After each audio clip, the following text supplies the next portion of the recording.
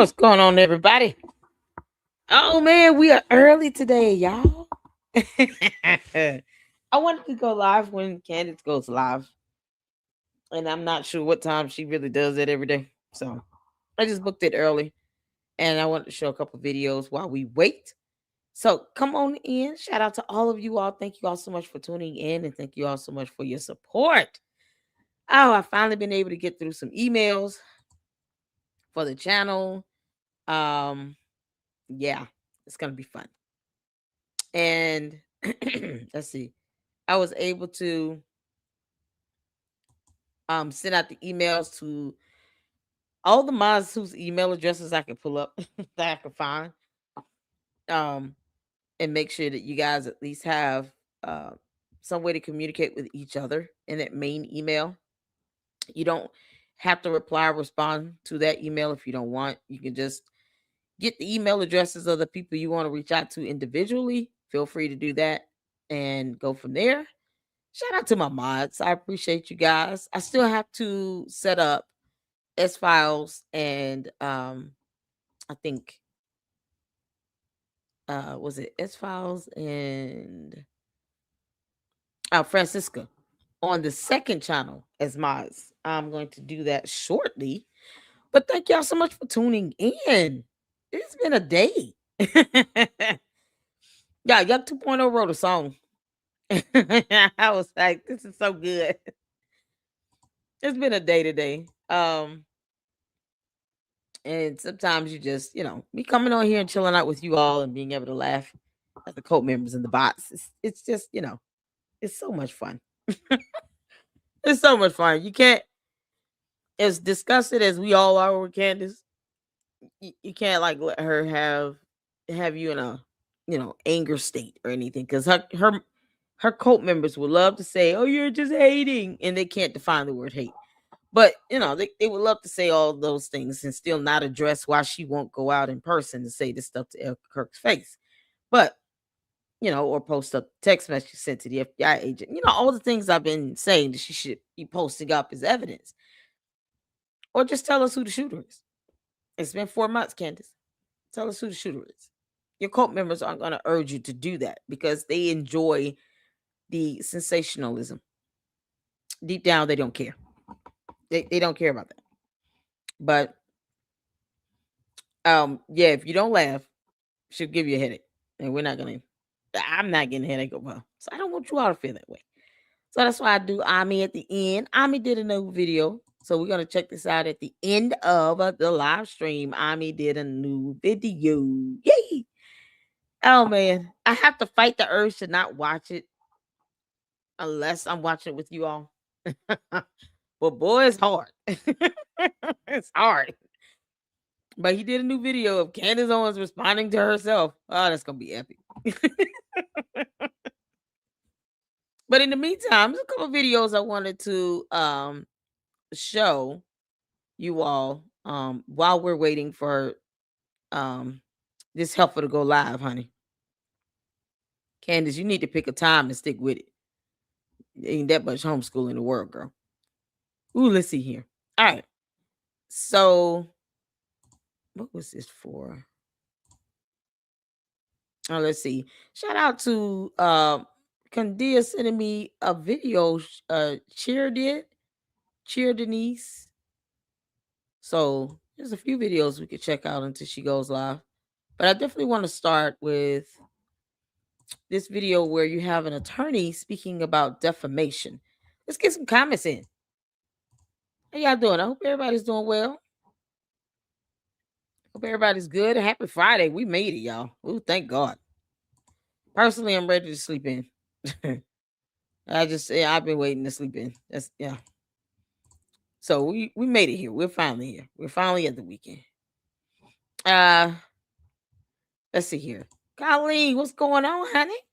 I missed the show last night, although I looked. Oh, yes. Check it out when you can. And then this weekend, I'm going to be breaking down the longer live streams and putting up the shorter videos and clips on the members only channel so that the members can have some fun and watch this content. And I guess, after, a good couple weeks or so, Then release some of them slowly out to the public because that's how that goes. But I want you guys to be able to enjoy some content, even if it's just the shorter videos and stuff, because everybody doesn't watch 8-hour live streams or 4-hour live streams. I get it. But I do want you all to be able to enjoy some of this stuff too. So let's see here. We're gonna be doing that, working on that this weekend. And I will have all weekend to just clip it up, trim up content, put it up in the members only, straight for you all. As a huge thank you for being a member of the Lady Luck Club. And I'm also going to be doing some live streams to the second channel. That's where we go over there and have, just looking at some trending, social stuff, what's going on social media, that type of stuff. That's what we do that at, over on the second channel. So there's a couple videos that I've seen that I want to go over on the second channel. And we're going to do that this weekend. I appreciate you guys. So let's get to this. We're not watching Nami yet. Not yet. I'm Nick Brooks. We are going to watch this young man. He has a small channel too, but he's got almost 5,000 views in one day. His name is Nick Brooks, and he's an attorney. And he's going to speak about Candace Owens defaming Erica Kirk, and of course the aspect of defamation per se. And so it's like saying contract implied, breach of contract implied, per se. It is more so of, if you're doing a lot of insinuations and you're claiming you're asking questions and you're really making allegations and accusations that could be debunked, even if, let's say, the law is not saying that it's straight out, flat out defamation, it still could be per se, because it's based on what the average person would take out of what you're saying. But he's going to explain this because I told you all, I listen to attorneys. So I've seen this video. I gave it a thumbs up. Make sure you guys check out Nick Brooks. I'll drop the video link in the chat. And this is, part of me personally, how I still, learn and stay abreast of the law. And any changes to laws, any case law that might, help to interpret laws, I keep up with it. I do. This is part of my research here. And I watch real attorneys that went to law school and they passed the bar so that I can be knowledgeable. Candace Owens is not a legal expert, but she don't trust none either. So, you can't make that up. But shout out to all of you all. CC, what's going on? Raph, how you doing? What's up? Hello, everyone. I know it's earlier, so a lot of you all will be able to catch the live. Hey, Fran, how you doing, honey? Oh man, what's going on? CC, Poetry Princess. Hello, everybody. Everybody speak to everybody. Hit the like button as you're coming in, but they're close. Hello, see, they're so close. I know. She always say that. Ain't no reply. What's going on, honey? Is it the Harry Potter one? Oh no, we saw that one last night or this morning. The one that we were checking out after her live is one where he's mocking her, responding to Erica Kirk. Oh my dear Lord. Yeah, it's Candace Owens' response to Erica Kirk. That's a brand new one he just did. So it's gonna be something else. The only way I can watch Candace, I know. Yeah, I can't watch Candace without you all. If I cannot watch with you all, I don't watch. Even if I'm listening to Jay Witt when he's doing it, it's just so hard because it's like I want to scream in the mic. It's so hard. I don't know why Jay Witt won't do a joint live stream reaction with me. He's so silly. But we're gonna get Milk Bar in next week to do one. Yay! Because next week it'll be an easier week, because after that it'll be Christmas. So I'm gonna reach out to Milk Bar. He wants to do a live stream reaction to one of Candace's episodes, and we're gonna do it. So I'm gonna schedule it, see what's good for him next week, and we're gonna make that happen. I sure am. I'm excited. So we can have some fun with this. That way he can feel all of our pain. What's going on, Jennifer? Say I feel like Candace is days away from live streaming dancing in her kitchen with knives. Oh no. Just hide the kids, y'all. Beautiful says hi. What's going on, everybody? I'm just trying to get you guys comments up so everybody know you're here. What's going on, Dana? And this is the link to Nicholas. Oh, let's say Nick Brooks. So we're gonna go ahead and get started and try to get this in and maybe another video before she goes live. So let's get to it. Yeah, put a 1 in the chat when you can see and hear. Hit that like button. Let me know what number like you are. Drop it into the chat. We're going to engage in the chat today. So I want to thank you guys so much for tuning in. Let's go. A California attorney. Candace Owens is now implying that people close to Charlie Kirk, including his widow Erica Kirk and other conservative figures, were somehow tied to his assassination. If those implications are false, could that be defamation per se? Here's the big picture. Owens has been questioning the official account of Charlie Kirk's death, talking about setups, multiple people involved, and even foreign leaders like Emmanuel Macron, while publicly attacking some of Kirk's friends and allies. Fact checkers and commentators say she's fanning the idea that people around Kirk, including Erica, are not telling the truth about what happened. To be precise, some detailed fact checks argue that Owens has not so far literally said Erica Kirk helped murder Charlie, but that she has created a cloud of suspicion around Erica and others by highlighting rumors, private messages, and supposed financial timelines. Legally, that distinction between a clear and direct accusation and a pattern of suggestive insinuation matters a lot in a defamation case. Under U.S. law, accusing someone of a serious crime, like involvement in a murder or assassinated plot, is a classic example of defamation per se, if the statement is false and presented as fact. In those cases, the law often presumes damages to the person's reputation, because being branded a criminal is so obviously harmful that you don't need a spreadsheet of lost deals to prove it. Even with defamation per se, the plaintiff still has to show the basics, which are a false statement of fact about them, published to others, without privilege, with at least some negligence, and for public figures, with actual malice. Erica Kirk and most of the people Owens is talking about are public figures, so the standard isn't just that she was sloppy, it's whether she knew or seriously doubted what she was implying. Defendants in these cases often argue, I never said she did it, I was just asking questions. Well, courts look past the magic words and ask what a reasonable listener would take away. If the overall thrust of the broadcast is that a real person likely helped set up an assassination, a jury can find that to be a factual assertion, not a protected opinion or open-ended question. We're already seeing signs that this has crossed a line for some people. At least one conservative commentator has publicly said he's considering suing Owens for her insinuations that he had advanced knowledge of Kirk's murder. That's a reminder that even inside the same political camp, accusing someone of being tied to an assassination is not just drama, it's potential litigation. If Erica Kirk or another target sued, the complaint would likely string together clips, posts, and episodes to show a pattern, naming them, suggesting involvement in a setup, and encouraging the audience to see them as complicit in Charlie's death. The argument would be, she didn't need to use the words, you pulled the trigger. She told millions of people I was part of the murder plot, and that's reputationally lethal. For content creators and commentators, the lesson is simple. Criticize ideas and organizations all you want, but be very careful about implying that named individuals participated in crimes that you cannot prove. Do you think? Thank you. See, this is it right here. I told you all that even if you want to sit here and say Brigitte Macron looks like a man to me, it's your opinion. No one cares. But when you say that someone aided or assisted in the murder of another human being, you are accusing them of being involved in a crime of any sort. Because it's a difference between what you can say as harassing versus a criminal matter.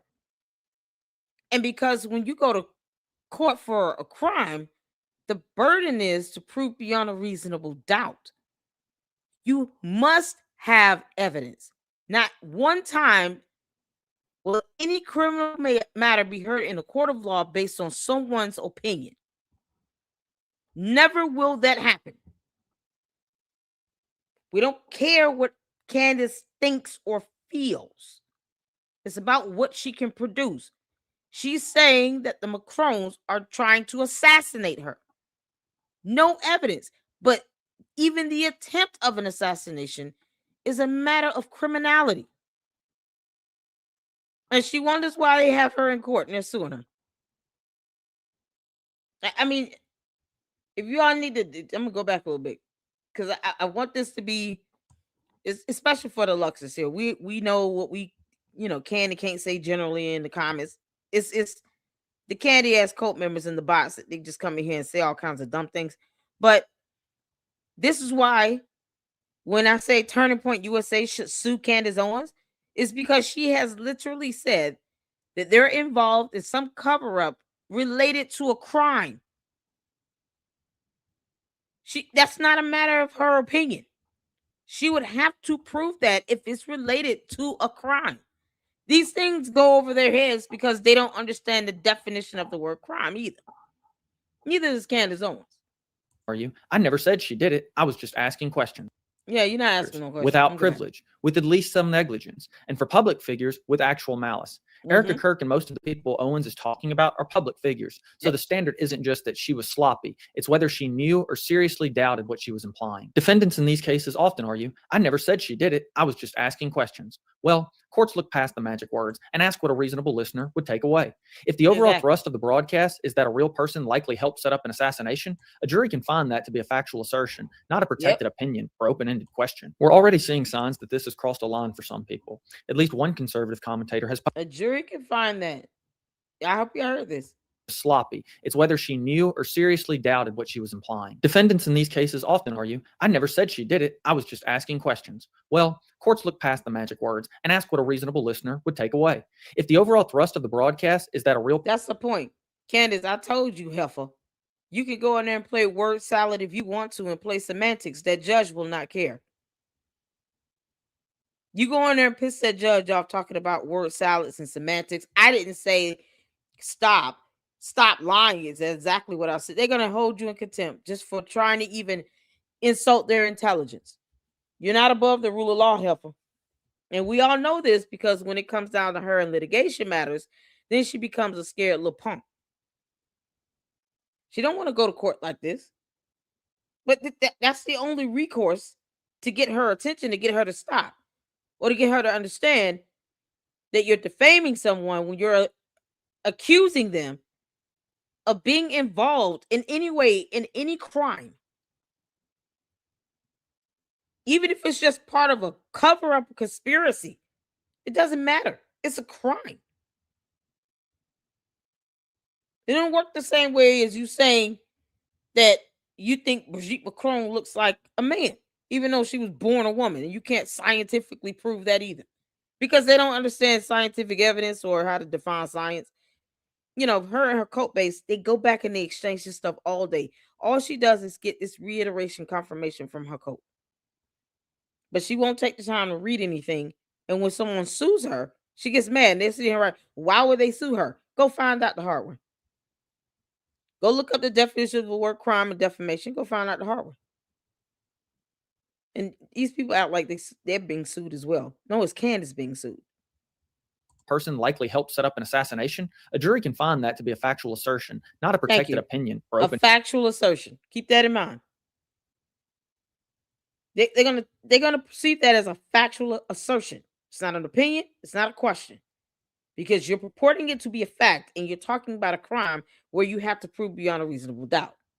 Ended question. We're already seeing signs that this has crossed a line for some people. At least one conservative commentator has publicly said he's considering suing Owens for her insinuations that he had advanced knowledge of Kirk's murder. That's a reminder that even inside the same political camp, accusing someone of being tied to an assassination is not just drama, it's potential litigation. If Erica Kirk or another target sued, the complaint would likely string together clips, posts, and episodes to show a pattern, naming them, suggesting involvement in a setup, and encouraging the audience to see them as complicit in Charlie's death. The argument would be, she didn't need to use the words, you pulled the trigger. She told millions of people I was part of the murder plot, and that's reputationally lethal. For content creators and commentators, the lesson is simple. Criticize ideas and organizations all you want, but be very careful about implying that named individuals participated in crimes that you cannot prove. Do you think Owens crossed the line into defamation, or is this just protected commentary?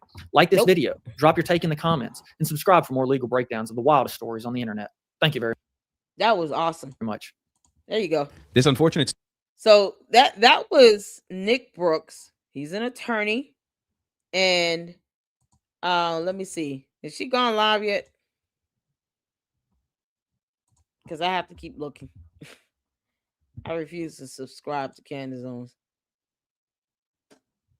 No. All right. So this is that was Nick Brooks, and I suggest you guys go check it out. And he's reiterating the same things that I've been saying. I mean, to be honest, this information is available to the public, things that can be researched. I'm blessed to have my godmother in my life, but even if you don't know an attorney or a lawyer or even a judge, this is why people who do, claim to be a part of, let's see, the member of the press and media should have a basic understanding of the law, especially when it comes to defamation. There's no reason to be sensational if you have facts and evidence. It's just none. And Candace is completely sensational. So, um, I just reached out to Jay Witt asking him when did she go live, and he said she may or may not go live today. So I'm not sure. So she doesn't do a pre-recorded show on Fridays.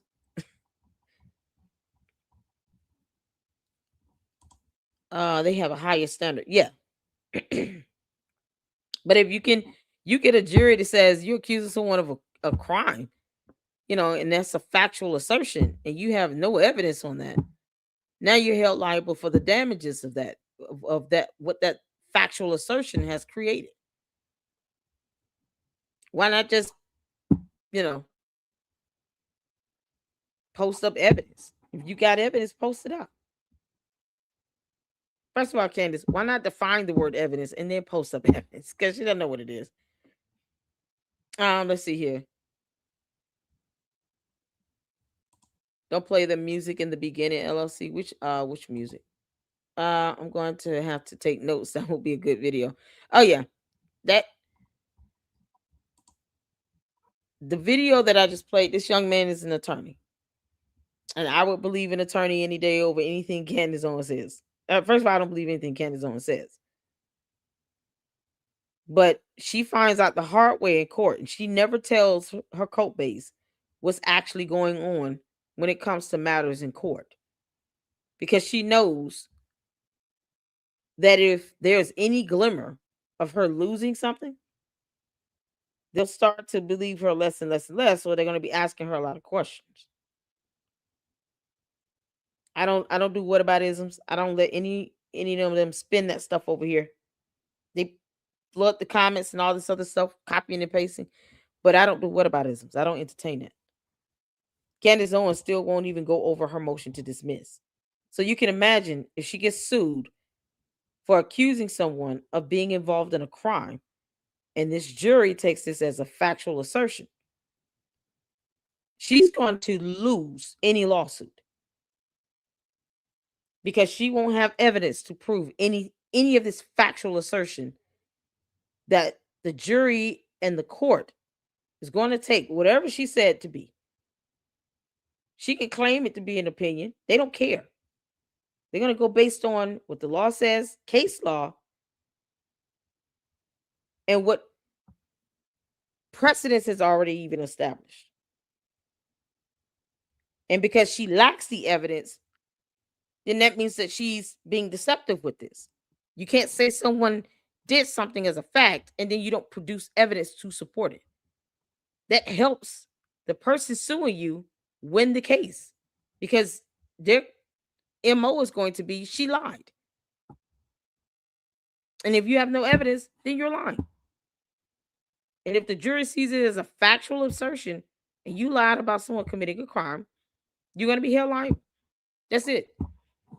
So she should be bankrupted if she keeps going at this rate. Yeah, that'll be. Let's get to it. I'm trying to get Francisca. If you could email me your actual YouTube channel tag, I'm trying to add you over on the second channel. I don't know why it's not letting me do that. I just need your actual tag, like the full YouTube thing, the link, if you don't mind. All right, y'all. Let's get to this next video. If Candace goes live, great. If not, then we're gonna play a couple of you sent me over the videos from Paramount Tactical where he talks about this, Candace being a cult member and all. And she is a cult leader. She acts like a cult leader. So we're gonna go over that video because I've been wanting to go over it for a minute either way. But let's get to this next one here. This is I don't think I've ever heard any of his videos, but it came up in my recommendation. And he played a lot more of her interviews she does on CBS. His name is Tal Oren, the traveling clack, CLATT. So this is the first video I've ever seen of his. He has, a huge following as well. He has 695 supporters. So I just saw the video came up in my recommendation, and he was able to play more of her. I think it was a CBS interview she's done, and I wanted to check it out with you all so you guys could see this, because I was like, oh, this is the first video I've seen where someone showed more of this CBS interview and some other clips. So this would be good to see. And then I guess it'll be a preview of what we're expecting to see tomorrow, to which I will be live streaming it. I will go live and live stream it. But we will be watching this full interview that she did with CBS, I think, tomorrow, of course. And then I do have 2 Gray Hughes videos where Tyler Robertson is captured on video with the weapon. And those videos have been sitting in my list for a couple weeks to check out. We're going to get to that since the hearings are starting to pick up. So I want to make sure that I time those videos to where you can kind of know what to expect to see as far as exhibits once the trial begins. And I haven't missed the mark yet. So I've been going over those motions and orders. So shout out to Tal Oran. If I'm saying his name wrong, I'm sorry. Y'all can correct me in the chat. And then I'm going to drop the video link in the chat as well. All right, put a 1 in the chat you can see in here. Let's get to it. Fortunate story with Erica Kirk, Candace Owens, and the entire idiocy behind the story is continuing. We've got a clip here from Will Kane interviewing Erica Kirk. I'm presuming about this story with Candace Owens. So let's take a look at this and see what they have to say. I'm Tal the Traveling Glad, your favorite white colonizer. It's the conspiracies around Charlie's death. And, when this first happened, that I do this every day for a living, and you're a part of this. Most of the ugliness and everything was coming from a predictable direction, the left. Now it's on the right. It's everywhere. Mm-hmm. And let me start here. You felt, I know you were asked, but you felt that now was your time to address it. Why? Well, like I said earlier, I just want a very peaceful Christmas. I want my team to have a peaceful Christmas. I'm not going to sit here and mudsling. Like I said earlier, I'm not going to call names. I'm not going to insult. Everyone's loved my husband, and we're all trying to figure out what happened. I have a little bit more insight because I'm a victim. So I get to see the autopsy report. I get to see all of the files that our prosecution, has pulled together. I trust that case. And so while everyone's trying to find. Let me go back a little bit, because this is what I've been saying here. I know you were asked yesterday, or even the day before, with the video title. Candace is being a Grinch, a soulless Grinch. You got Christmas time coming up. Erica Kirk doesn't want to be worried about this crap that Candace is talking about. She's got 2 small kids that should be looking forward to the holidays. They should be excited about Christmas. However they celebrate it, they should be excited for it. They're kids. Don't take away their innocence. Don't take away their imagination. The magic and the spirit of Christmas, and however they hold that, don't take that from these kids. Let them be kids. Let them get ready for the Christmas season. And now she's got to sit here and be worried about this. You can tell it's written all over her face. You can tell that it's been bothering her for 4 months now? Candace can't tell us who the shooter is, though. This is not something she wants to be worried about. Erica just want to spend time with her family. It's crazy. But you felt that now was your time to address it. Why? Well, like I said earlier, I just want a very peaceful Christmas. I want my team to have a peaceful Christmas. I'm not going to sit here and mudsling. Like I said earlier, I'm not going to call names. I'm not going to insult. Everyone's loved my husband, and we're all trying to figure out what happened. Thank you, beautiful. I have a little bit more Hit the like insight button. because Y'all hit the like button. I'm a victim. So I get to see the autopsy report. And not just being the victim. She gets to see the autopsy report because she's next of kin. Because she's the spouse. I want to make sure that's clear. She gets to see the information, whatever they choose to tell her about the investigation, the autopsy, the medical records. She gets to see all of that because she is next of kin and she was his wife. Not simply being a victim, but because she was his wife and next of kin. So when Candace posted that EMR visit from the hospital onto social media, she was supposed to get Erica Kirk's consent because Erica Kirk would be the one that can consent to her deceased husband's medical information being disseminated to the public. We didn't need to know that. He went to a hospital. As a journalist, that's all I need to know. Did he go to a hospital? Great. I don't need to see the EMR of him being admitted into the ER. I don't need to see that. That tells me nothing. Unless you're going to tell me that Tyler Robinson walked into the hospital and tried to finish a job or something. Or there was a second shooter that walked into that hospital. Why would which hospital he went to be of any interest to me at all? All the jury is going to be concerned with is he went to the hospital. He had an autopsy done. That's it. We don't need to see the actual ER visit.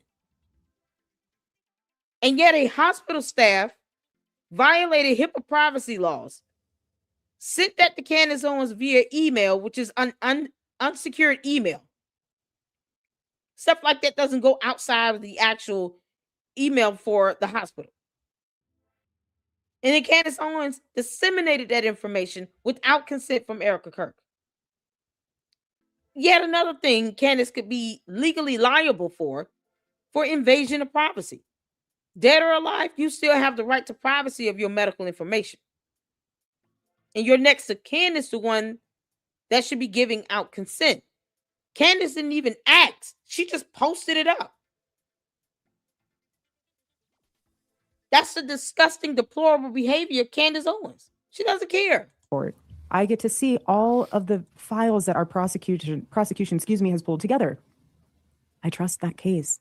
And so while everyone's trying to find the ultimate explanation of digging deeper and digging deeper, that's one thing.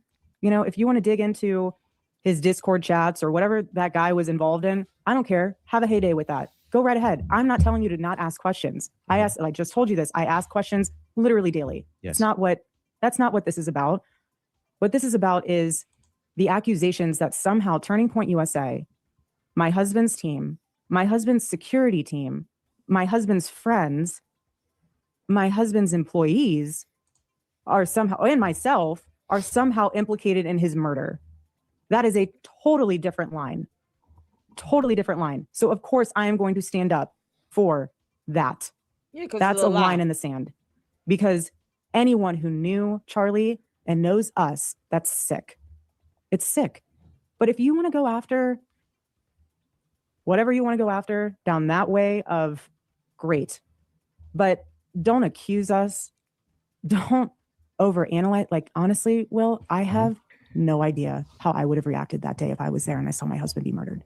So how are you going to hyperanalyze those people that love my husband, that were with him, that second, thinking that their reaction meant somehow they were involved in it? This is a one-of-one where social media has just had a heyday, tearing things apart. And what's so sad is that I know all of those people that were there that day. And I know all of the people who are impacted by this that are within our close orbit. And it is painful to see on their face how exhausted they are to have to relive the trauma every single day. That's not fair. We are not robots. How do they consume it, Erica? How does it, I mean, social media. What's disturbing is Candace Owens will watch videos of him being shot over and over and over and over and over and over and over again, and admitted it herself that she's obsessed with it. You know, I'm just obsessed with this. I'm obsessed with what happened on the day he was shot. She could have been there in person. No one asked her, hey, why didn't you just go out there and support him while he was still touring campuses and stuff? Why you didn't take your behind out there and give him some support? She's the one that admits she watches those videos over and over and over and over and over again, trying to pick up every little thing, wants to identify every person out there as if, they don't have the right to keep their information confidential because they just went to an event. So now everybody is guilty simply because they went out there to support him. Now they have to risk being cyber harassed, bullied, doxxed, all because she wants to know who they are and they have nothing to do with anything. Just innocent bystanders. How is it getting to you? Like, I know you said the chatter. Well, the team tells me. I mean, I do not watch one thing. The team tells me if there's anything I need to know. I mean, honestly, Right. I say, unless I really need to know, tell me. But if I don't, please, I don't need to hear it. But that's, we So try to they come guard in, it that way. Erica, But they're saying this now. This is the current line. This is what's happening. not all the time. Not all the time. Honestly, it might not even be from the team. I'll get a phone call from someone and be like, hey, did you know that somehow you're involved with Romanian orphans being sex trafficked? I'm like, you've got to be kidding me. Like, it becomes laughable at some point. No reply. You got, what do you mean? 35 people on what now? You said, oh boy, she's talking about me. I dug deep in his Discord. Esteemed messages, found a wealth of info on these people. Thank you, Erica, for saying what I'm doing is okay. Hey, Stacey, how you doing, honey? No reply. Says there are about 35 people involved in the chat she's talking about. With some Romanian kids? Hey, Care Bears, how you doing? Francisca, I need your email tag.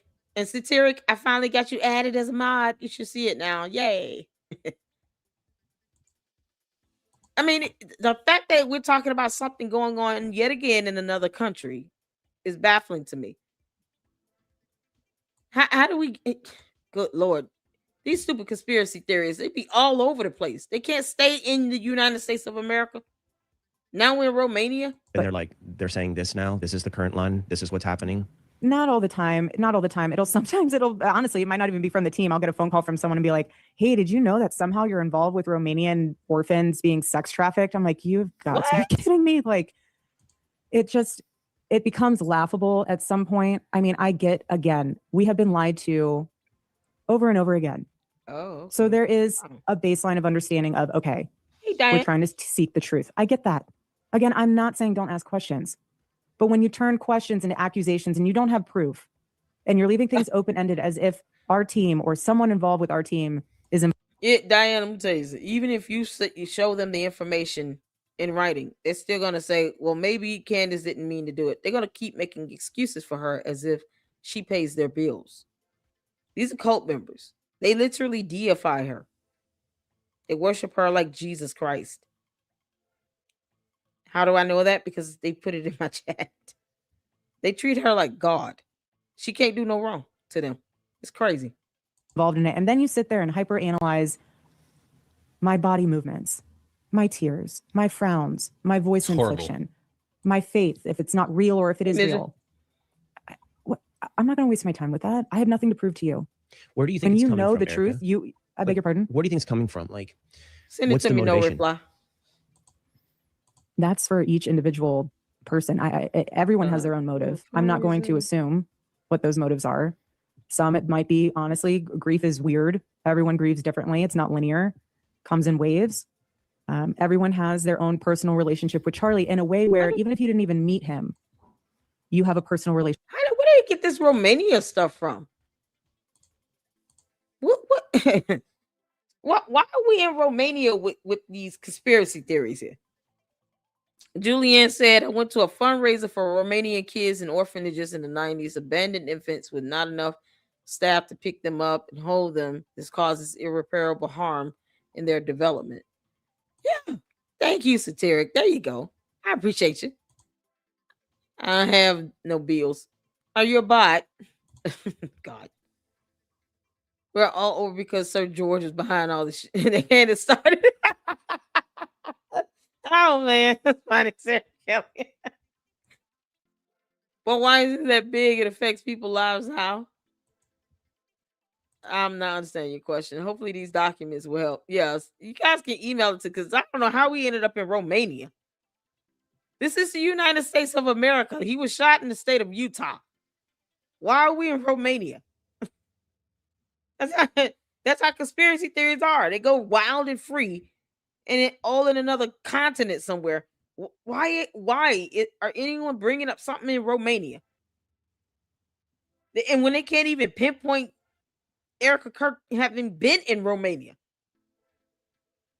You know, Candace is the one that's friends with Andrew Tate here. Can't make this stop. Email it to me and I'll go over it. Because I have some other information I'm gonna do a little research on and see if I can reach out to someone for some confirmation on some stuff Candace is talking about. Who child, this MK Ultra thing. Because she just makes up stuff. Relationship with him because you watched his videos or you went to a campus event. Then you get to the next tier where you actually did meet him. That's another personal layer. Then you get to the next tier where you were actually a friend. So I'm not going to sit here and question or hyperanalyze what someone's motives is. That's in their own heart, and that's what they have to deal with responding to the Lord. That I'm not going to go. You have to put your head down on your pillow at night, and whatever your decision is, that was. Candace has no soul. She feels nothing. I would say, Erica Kirk, with all your responses, your attorney should be sitting right next to you. And be prepared to say that if we have to make sure that you respond to the Lord and to the law, we would make sure you respond to the law. Whatever happens between you and God is what happens between you and God. But you responding to the court of law, we can make that happen. This is why she needs to be responding through her attorney. Because Candace doesn't have a soul. She doesn't care. The cult members don't care. They just push out their narrative. They deify somebody that doesn't take care of them and pay their bills. I have to feed them or buy them food. They don't care. If they're bots, then they're really insignificant. They don't care. Their agenda is to push out her narrative.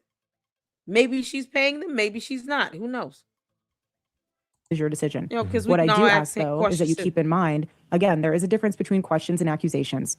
And if you have accusations and you are going to go down that rabbit hole, provide proof. I don't care if you're a journalist or someone on X. If you say accusations, provide proof. You can't just throw stuff out there and then all of a sudden everyone thinks that somehow that's true. It's not. And it's very hard to prove a negative. So if you say, well, I don't believe what they're saying, even though they're telling you the truth, well, how is the truth going to set you free if you don't believe the truth? So now you're just talking in circles. My only prayer for all of that. Exactly. Let me sum that up.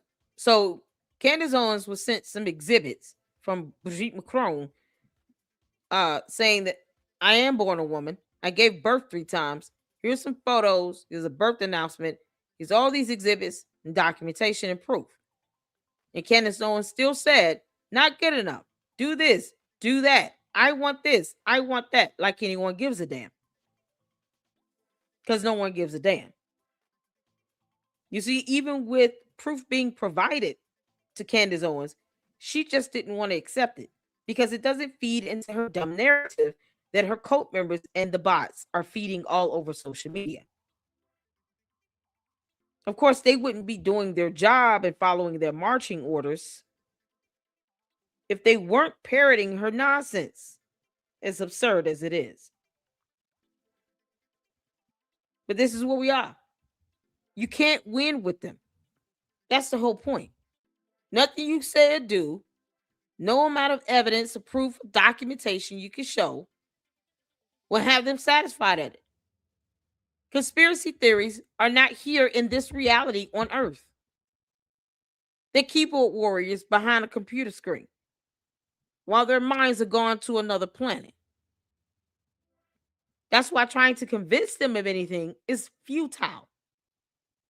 I don't care what cult members and bots think or feel, because there's nothing you can give to them to influence or change their mind about anything, and you can't change anybody's mind. They don't change my mind, and I'm not trying to change theirs. And as long as the cult members, as long as you all come in here understanding that, you enter at your own peril into the Lady Luck Club. As long as you understand, I don't care how you feel or what you think. You enter at your own peril. but you're not convincing me of anything.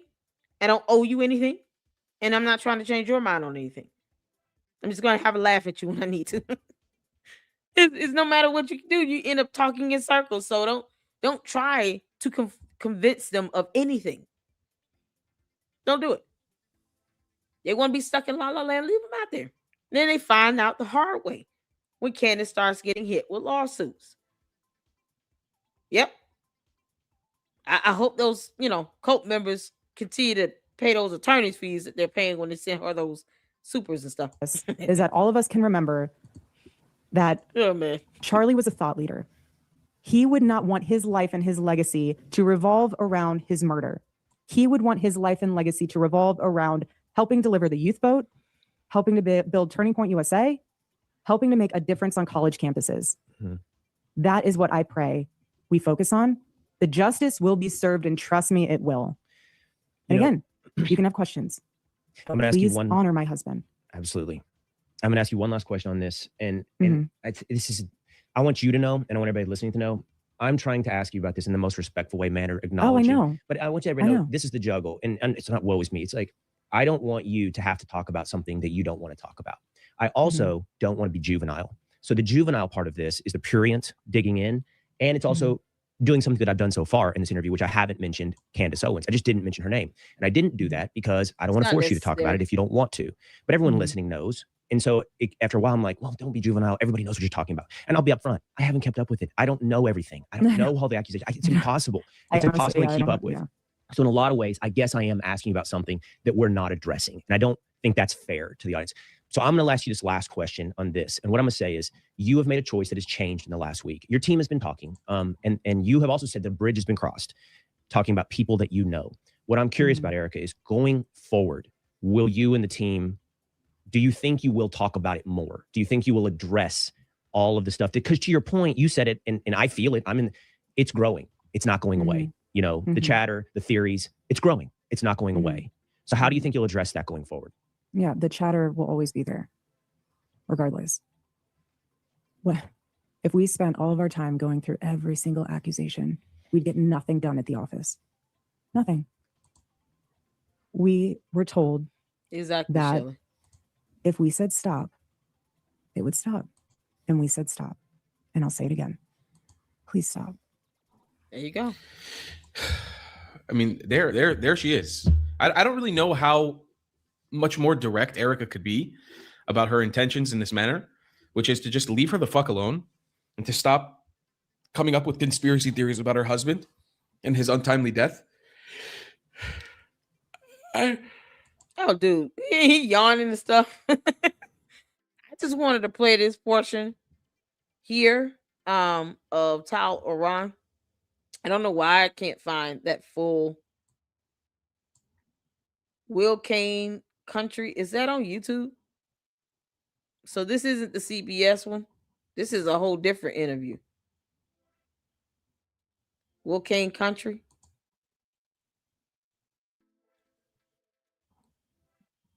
Let me see. So he has a separate YouTube channel. Let me see. Will Kane Country. I thought that was the CBS one. Because she said stop a couple times, and it makes no sense. She has to keep saying it. Was that the full 9-minute video? I think it's like an hour. Okay, yeah. It's a 9-minute clip. So let me just take you all to his channel right quick. Let me save this so that you guys can, go to his channel if you want and check out some of his content over there. Let's see. Watch later. So this is what his do channel, you think, Dave, of the Will Kane Country? And of course, he did a live stream with Erica Kirk. It's about an hour, 17 minutes.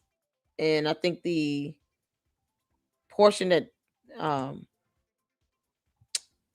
is I just played was like 9 minutes long. So I can Drop the video. Here we go. It's the conspiracies around Charlie. And then that way y'all can see it directly from here as well.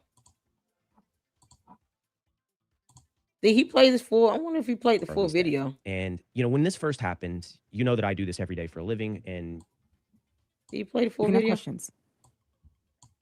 But that's, we so try they to come guard in, it that Erica, way. and But they're like, they're saying this now. This is the current line. This is what's happening. not all the time. Not all the time. Sometimes honestly, it might not even be from the team. I'll get a phone call from someone and be like, Okay, he It's the played a little bit more than conspiracies this. around Hold Charlie's on. death. And when this first happened, you know that I do this every day for a living, and you're a part of this. Most of the ugliness and everything was coming from a predictable direction, the left. Now Mhm. it's on the right. It's everywhere. Mhm. And let me start here. You felt, I know you were asked, but you felt that now was your time to address it. Why? well, like I said earlier, I just want a very peaceful Christmas. I want my team to have a peaceful Christmas. I'm not going to sit here and mudsling. Like I said earlier, I'm not going to call names. I'm not going to insult. Everyone's loved my husband, and we're all trying to figure out what happened. I have a little bit more insight because I'm a victim. So I get to see the autopsy report. I get to see all of the files that our prosecution, has pulled together. I trust that case. And so while everyone's trying to find the ultimate explanation of digging deeper and digging deeper, that's one thing.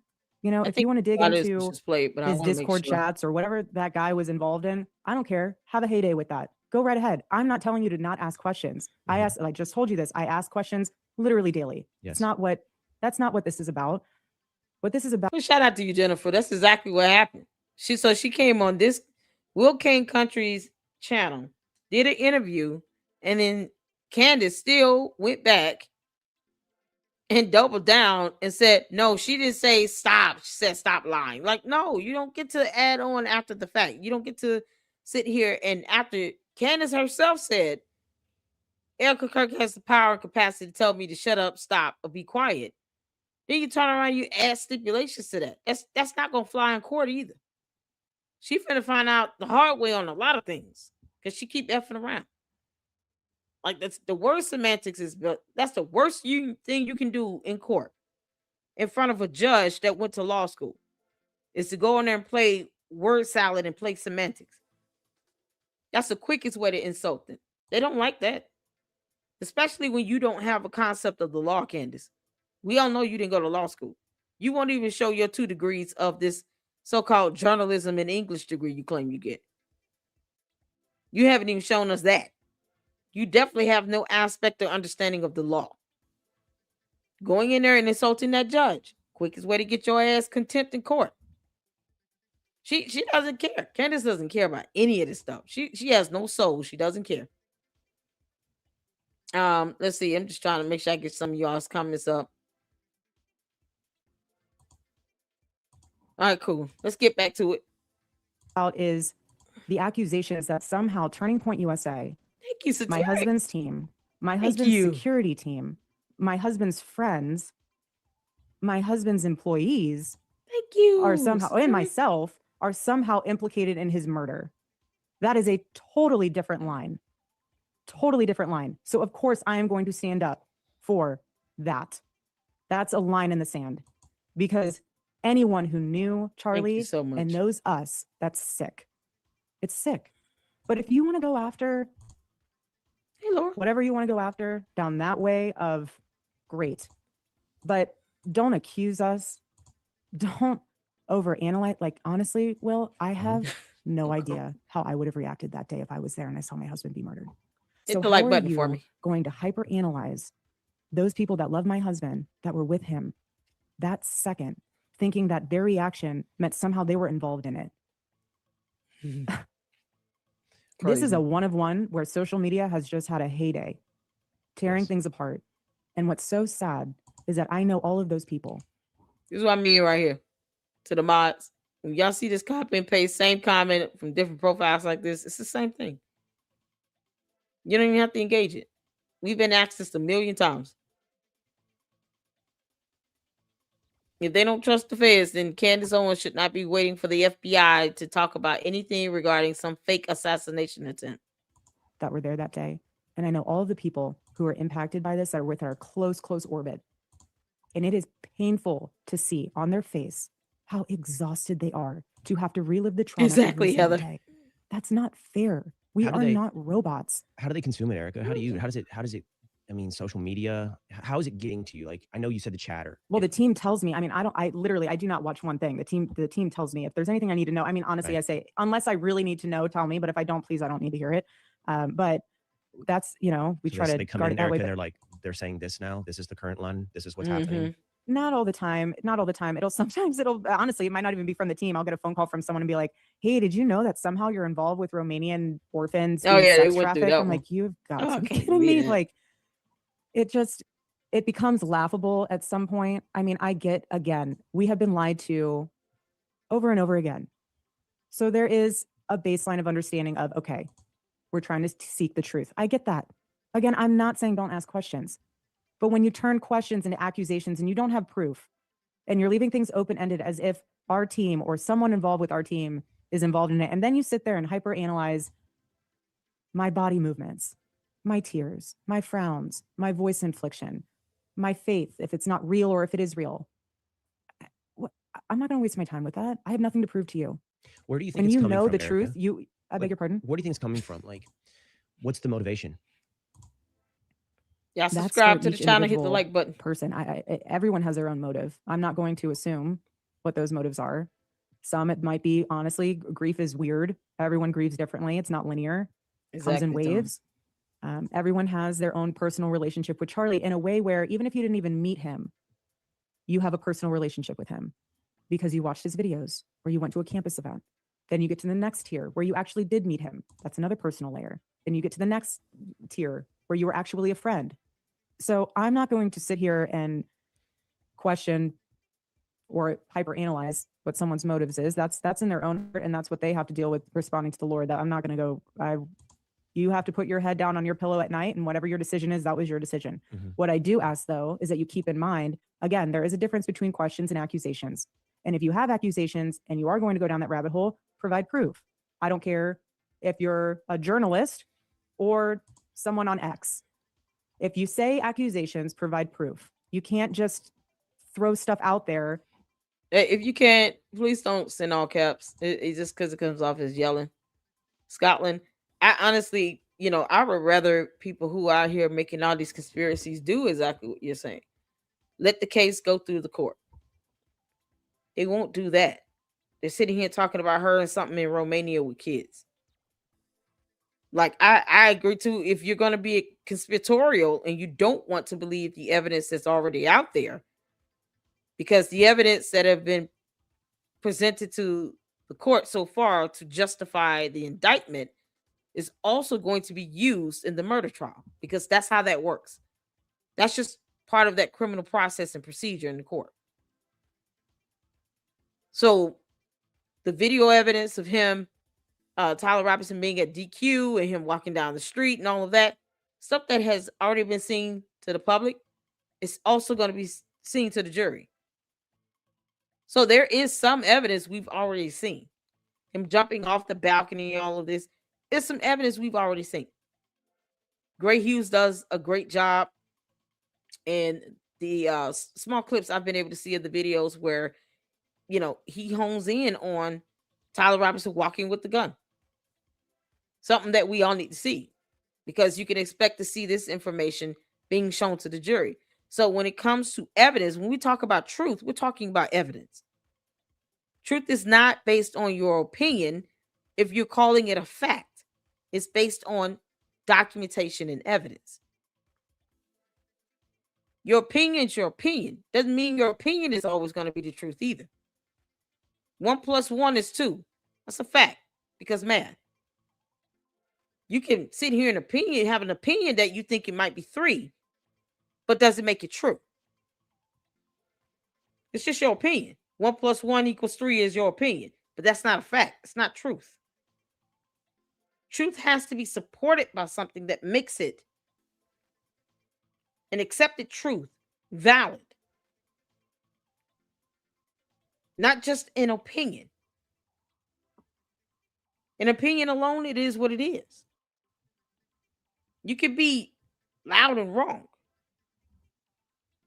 But that's the problem here.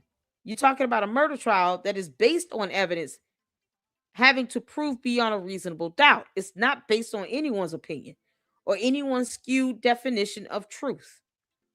It is based on facts, evidence, and law. That's it. And if people don't want to trust facts, evidence, and laws, or the definitions or concepts of those terms, then it doesn't matter what they believe to be as truth, because their so-called truth does not apply in a criminal trial. It's irrelevant when it comes to a criminal matter. The jury is not going to sit here and give a ruling based on what someone thinks that's true. The jury is going to deliberate and give a ruling based on the finding of fact, law, and evidence. That's simple.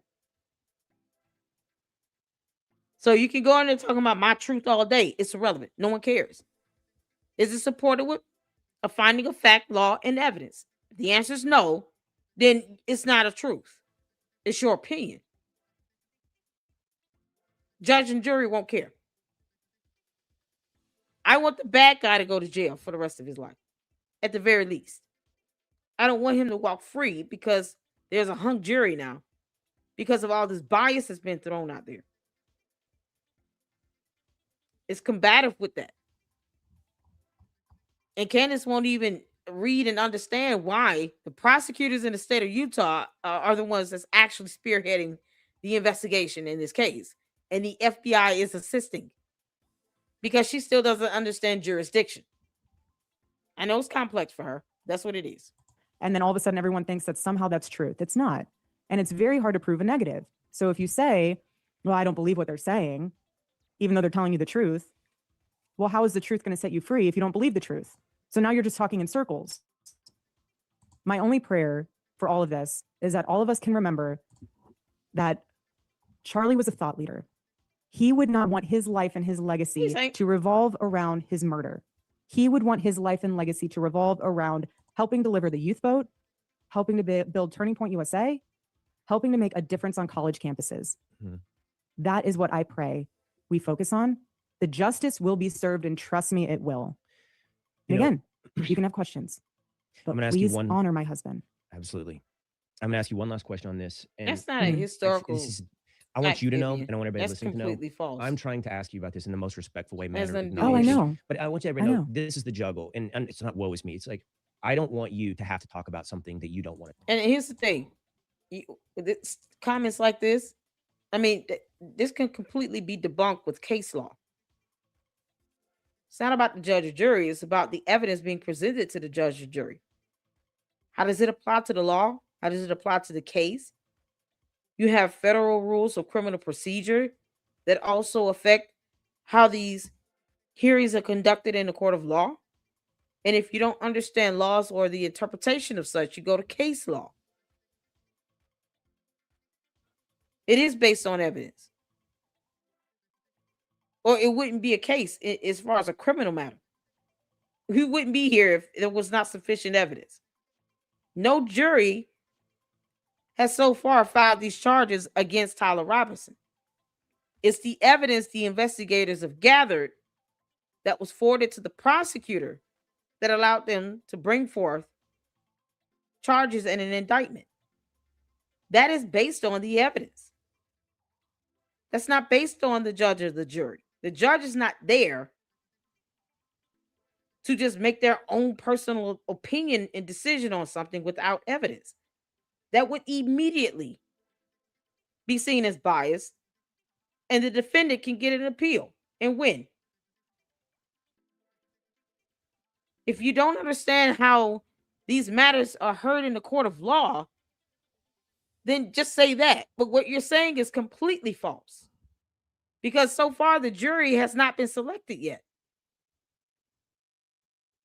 And Tyler Robinson is in jail because of the evidence and the indictment so far, not because of a jury. This is information that can be Googled, research. I encourage you all to do that. Talk about. I also don't want to be juvenile. So the juvenile part of this is the prurient digging in, and it's also doing something that I've done so far in this interview, which I haven't mentioned Candace Owens. I just didn't mention her name. And I didn't do that because I don't want to force you to talk about it if you don't want to. But everyone Mhm. listening knows. And so after a while, I'm like, well, don't be juvenile. Everybody knows what you're talking about. And I'll be upfront. I haven't kept up with it. I don't know everything. I don't I know. know all the accusations. It's impossible. It's I honestly, impossible yeah, to I keep don't, up with. yeah. So in a lot of ways, I guess I am asking about something that we're not addressing. And I don't think that's fair to the audience. So I'm going to ask you this last question on this. And what I'm going to say is you have made a choice that has changed in the last Nick week. Your team has Fuentes. been talking. Oh, wow. And you have also said that a bridge has been crossed, talking about people that you know. What I'm curious Mhm. about, Erica, is going forward, will you and the team, do you think you will talk about it more? Do you think you will address all of the stuff? Because to your point, you said it, and I feel it. It's growing. It's not going away. You know, the Mhm. chatter, the theories, it's growing. It's not going Mhm. away. So how do you Mhm. think you'll address that going forward? Yeah, the chatter will always be there, regardless. What if we spent all of our time going through every single accusation? We'd get nothing done at the office. Exactly. Nothing. Nothing. We were told Because now they were that Romania. if we said stop, they would stop. And we said stop. And I'll say it again. Please stop. That's that. That's that right there. I mean, it's that simple. Leave her alone. I don't even think she's expecting anybody to like her or any of that. They just leave her alone. We have so far she hasn't started yet. So we have Cheer Denise, who gave her insight on this. I'm actually curious in this Tim Hey, Pool everybody, how's it video. going? So, This is from Artie Trolls. Shout out to Artie Trolls. He did a video covering Tim Pool saying that Candace hated Charlie Kirk. Candace, I don't know if you realize it's obvious to a lot of people that you definitely had some disdain towards him. Because you wouldn't be sitting here going after his wife, his pastor, his company, his everything that he loved and cared for. You wouldn't be doing any of that if you cared a little bit. So I'm actually curious to see this video. And you guys make sure you check out Artie Trolls. He's funny. I actually enjoy his content. I am subscribed, so make sure you guys hit the like button and check him out over there. I can get one of the mods to drop his YouTube channel link, as well as Will Kane Country and Nick Brooks and Tal Oron. Yeah, I know it's a lot of them. But so far, those are the content creator videos we've covered. So while we're, if she goes live, we're just kind of waiting on her to do this. Because I did want to react in real time to Candace live and be able to comment in the chat. Because all her bots would be over there. Yeah, for once we get to pick on them. So let's check this out. Put a 1 in the chat if you can see it in here. Make sure you guys are hitting that like button. Thank you all for tuning in. And hanging out with me while we wait for her to possibly go live if she does. Hit that like button for me. Let's get to it. Artie Trolls, take it away, bro.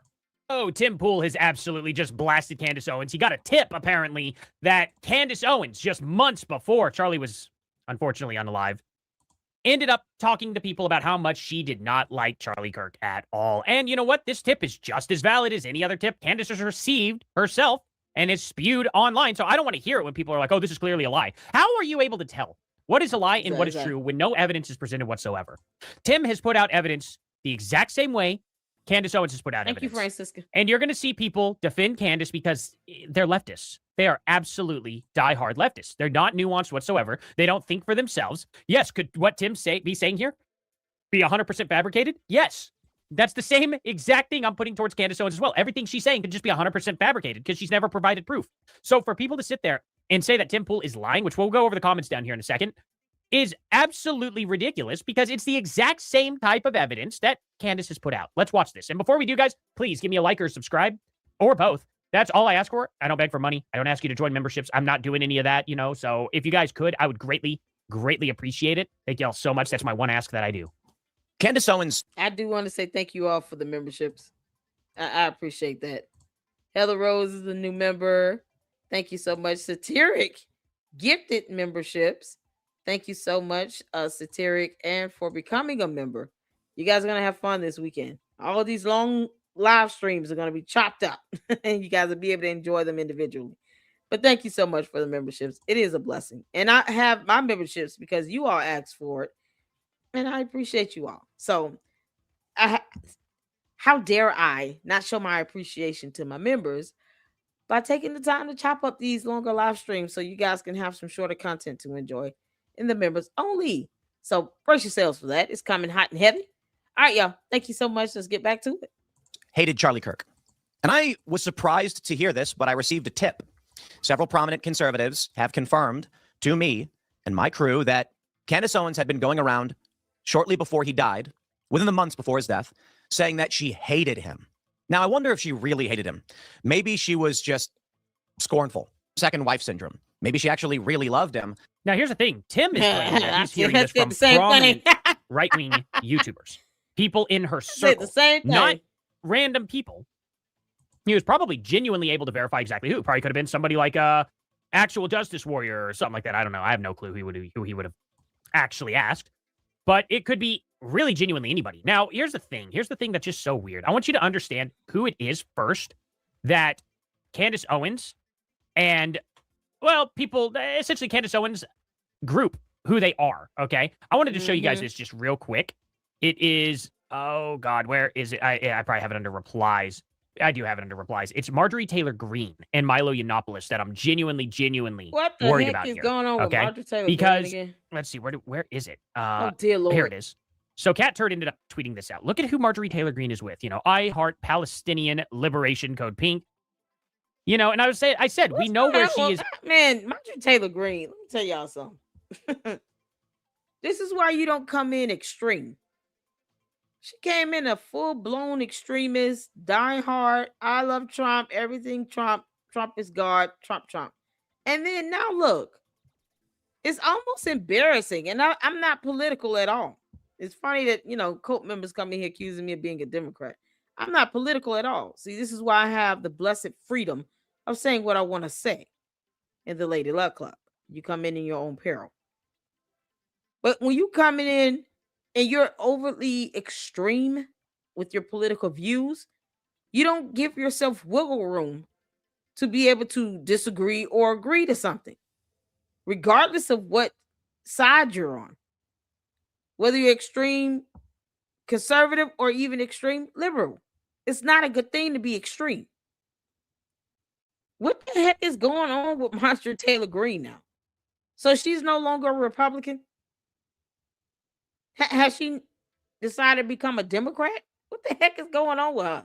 Aligning. Look at her intern Milo and what he's She's so doing with confusing. Candace. You know what I mean? It's just, look at her. She came out and argued in favor of illegal immigrants because she owns a construction company where illegal immigrants come and give free labor for. You know what I mean? Or at least underpaid labor. And that's the type of people makes that no Candace sense. Owens is aligned with as well. And you can kind of understand where the rhinos are. The rhinos are much closer to Candace than they are closer to Tim Pool. You I can't give make him a this little up. bit more credit. But when he chose Erica over her, she became resentful and angry, sour grapes, trying to find a reason why something was wrong with him. I almost wonder, as we all know, let me pull it up on Grok here because this is very, very, very interesting to me. When did Charlie Kirk and Candace Owens have a falling out? And this was, I think it was 2018, but I want to make sure. It was 2017. Okay, that they kind of started having a bit of a falling out. Let's see here. Owens was hired by TPUSA. Okay, here it is. 2019, actually, to 2022. There we go. Owens increasingly promoted fringe theories, election fraud, stuff like that, which clashed with TPUSA's mainstream conservative focus. Kirk reportedly distanced himself to protect the organization's donor relationship, public image. So let me ask this. When did Charlie Kirk and Candace Owens unfollow each other on Twitter? What year was that? Because I wonder why specifically. Charlie Kirk and Candace Owens Whoa. unfollowed each other on X, formerly Twitter, in May of 2024 amid What? escalating tension. Okay. So, oh man, did y'all know this? They unfollowed each other in 2024. And yet you got people out here saying they were still best friends. You know, these are the same people that don't believe in anything here on earth in this reality. But this is something else. They unfollowed each other. And I have some info. Shout out to Francisco about why Candace Owens resigned from Turning Point USA. So she unfollowed him in 2024. She resigned in May 2019, saying she wanted to focus on her book, podcast, etc. Unofficial reasons was due to internal dissent.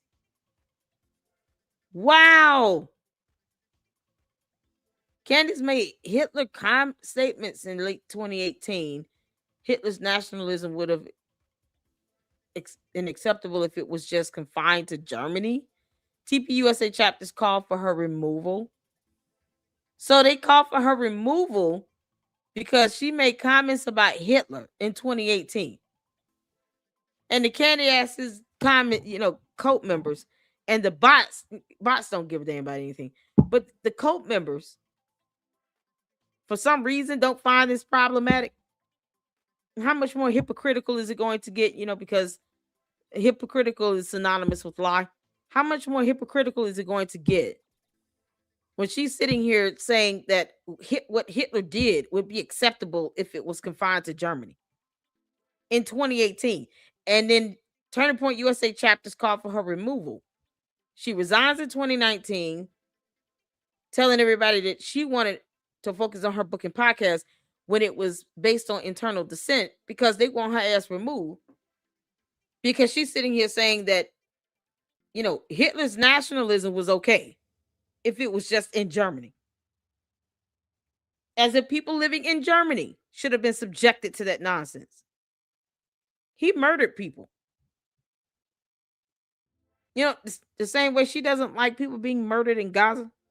Why would she be okay with people being murdered in Germany? It's the hypocrisy for me. Terms synonymous with lying. You can't make this up. So 5 years later, they unfollowed each other. Good grief. Over Owens' increasingly controversial views on topics like Israel, Palestine, stuff like that, okay? So it was actually really, really recently when Candace Owens and Charlie Kirk started beefing with each other. Oh, man. Okay? They were having issues around 2019, and then TPUSA let her go. And then Charlie Kirk and Candace Owens really started getting into it with each other and unfollowed each other.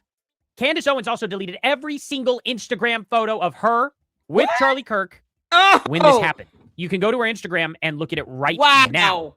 Everything 2024 before, she deleted every photo with Charlie Kirk. That's why there's only photos of Charlie Kirk in 2025 on her Instagram page. This really happened, and people don't know about it. It's pretty wild. But that's crazy. Her and Charlie Kirk had a major falling out. And I almost wonder if this had anything to do with Charlie Kirk getting with another woman. I wonder if Candace Owens was coming on to Charlie and he just wasn't interested and she resented him for it. I don't know. But she seems bound, dead, determined to get between Charlie Kirk and Candace Owens, even though Charlie Kirk isn't even around anymore. Isn't that a little creepy? And she chose a different life. I look at everything she's doing now. She's attacking Erica Kirk directly, a grieving widow who has to now deal with a life without a husband and a father for her children. Right. And the question is, why would Candace do this? Why would Candace accuse Turning Point staffers, Charlie Kirk's best friends, of being in on the plot to murder him or even attack his wife? If she really cared about Charlie as much as she claims, she'd want to protect his legacy. She'd want to create a better future, or at least help in whatever way she could. You would think. I don't blame her necessarily for going down the conspiracy rabbit hole and being like, hey, why wasn't he protected better than this? What happened here? What happened there? I don't blame her for any of that whatsoever. What I blame her for is the finger pointing. I've been very consistent on this from day one. Very, very consistent. Okay? Candace Owens, it's okay for you to ask questions. What's not okay is for you to finger point and say, TPUSA did it. Mormon B cults did it. Israel did it. Ukraine did it. France did it. Trump did it. The FBI did it. Justin Bieber's handler did it. Britney Spears, whichever one, same person apparently, maybe. I don't even know if they're the same person, to be honest. Calvary Church did it. What's his name did it? Rob McCoy and, all them. Just pointing fingers to the point where she's gotten to Border Patrol, and Charlie Kirk's head of security is now guilty of taking his life. That's what she said. Harpole, what's his first name? Brian Harpole. Charlie Kirk's security. She said he is now in on it. It gets crazier and crazier, the amount of... Yeah, I remember what that attorney said in the beginning. That's why I played it. Making these factual assertions. A jury would eat that up, and they would hold Candace Owens liable. Because it's that straightforward. If you're saying he's in on some criminal activity, you would have to prove beyond a reasonable doubt. You would need evidence. No one cares about your opinion. Not when it comes to a criminal matter. Nope. People she points the finger at. It's very, very messy. And it's supposed to be messy, I think. I genuinely can't think make it's this supposed to stuff be messy. up. I'm not sure why she's doing it per se. I don't know if it's to get money. I don't know if it's to destroy Charlie Kirk. Oh, well, let her cult members say it. It's for views, likes, clicks, and for money because she's number one. She's rich. Even though she's not number one, but to them, she's number one. She's rich. She's comparable to Jesus Christ. It's a cult of personality. And she has more subscribers than I do because they don't have a problem reminding me of that every time they leave comments. So they confirm that she's doing this for views, clicks, likes, and money. Candace, your own cult members are telling on you. Legacy. I don't know if it's just to hurt Charlie Kirk's wife. I have no Of idea course it is. specifically why she's doing it. Is there a chance she could be correct that something happened? Yes. But is there a chance that every single person she's pointed the finger at is involved? Absolutely not. No, there's not even a chance. So we go back to her deleting everything off of Instagram here for a second. Kirk and Candace Owens really started getting into it with each other and unfollowed each other. Candace Owens also deleted every single Instagram photo of her with Charlie Kirk when this happened. You can go to her Instagram and look at it right now. What would make you what would lead her to do this and then think that there's supposed to be some sort of reunion? Now, the idea of her having some sort of reunion with him on stage is less likely more now when she's doing something as drastic as this. So between her leaving Turning Point in 2019, being forced to resign because they want her ass gone, and let me be clear on this. I saw comments saying I need to do some research on Hitler. No, I don't. I could care less about Hitler. Why would I need to do any historical research on him? He's an evil being from hell. There's nothing else I need to do about him. I have no interest in Hitler. That's just bottom line with that. I would rather read the Bible and learn more about Jesus Christ. Hitler is of no interest to me. None. So you have someone to sit here and remove all this stuff between her leaving Turning Point 5 years in May 2024. And when did she go on this last tour? That Amfest in 2024 was like July, something like that, April. I'm assuming the appearance she made, the last appearance she made with Amfest, was it before or after she did all this deletion? This sat up here. Think about this. From the time she left in 2019 and was forced out until 2024 when she did all of this. That's 5 years where all those photos sat there on her Instagram. And then all of a sudden, they get removed and deleted like a thief in the night. Out of nowhere. All of a sudden. They're just gone. What could have happened that could have led to her just doing this out of nowhere? That's what. And then she's saying that they were such best friends here. Remember when she started saying that anyone who supported Israel was cursed? It was in mid-2024. So when was the tour she did with him when she was last on stage? Was that June or July 2024? When did that happen?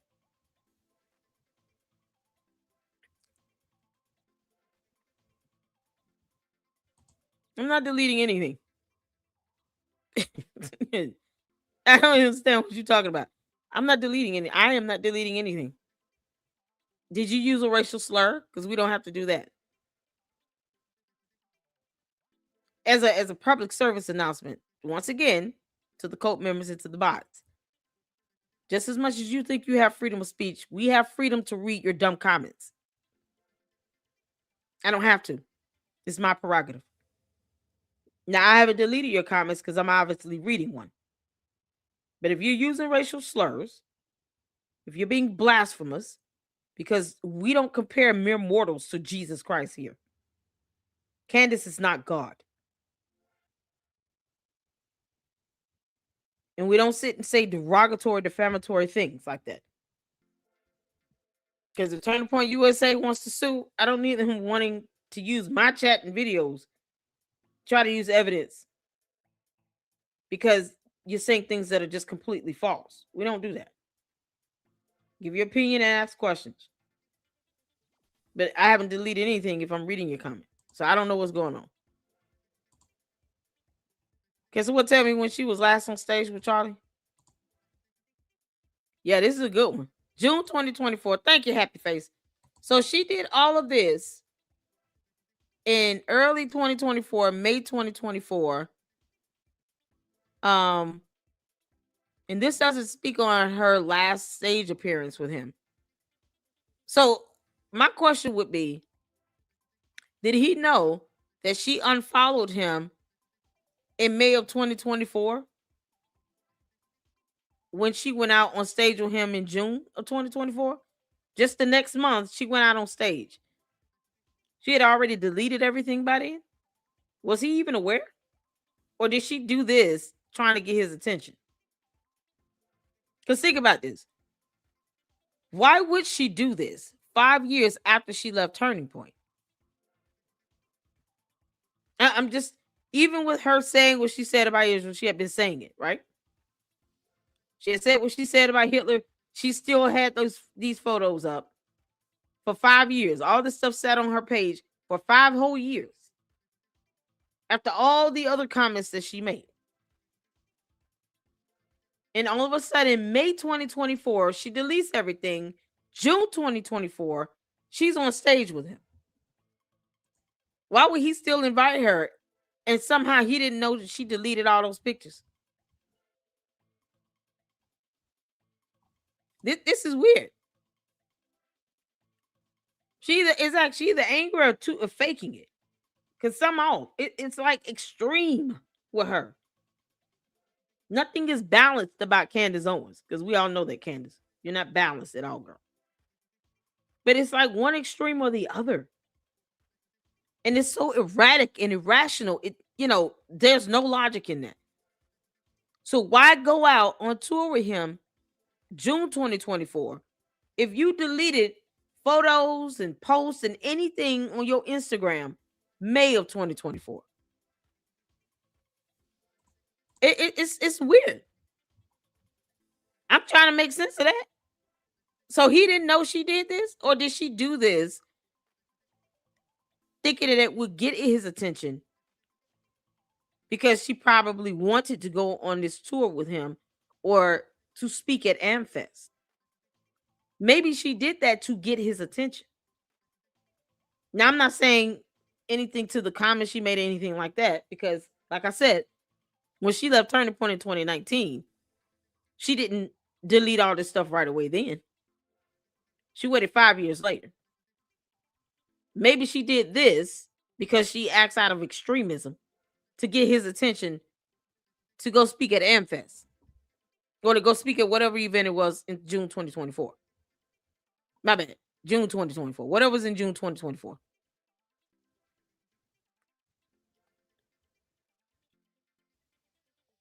When was the last time they were on stage? She said she spoke at some tour or something just last year. What month was that last year? Was it June, May, April? When was it?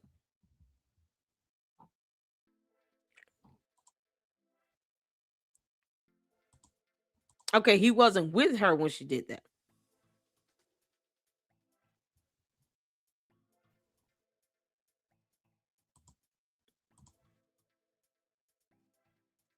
I deleted a comment where somebody's calling people Nazis. We don't do that shit.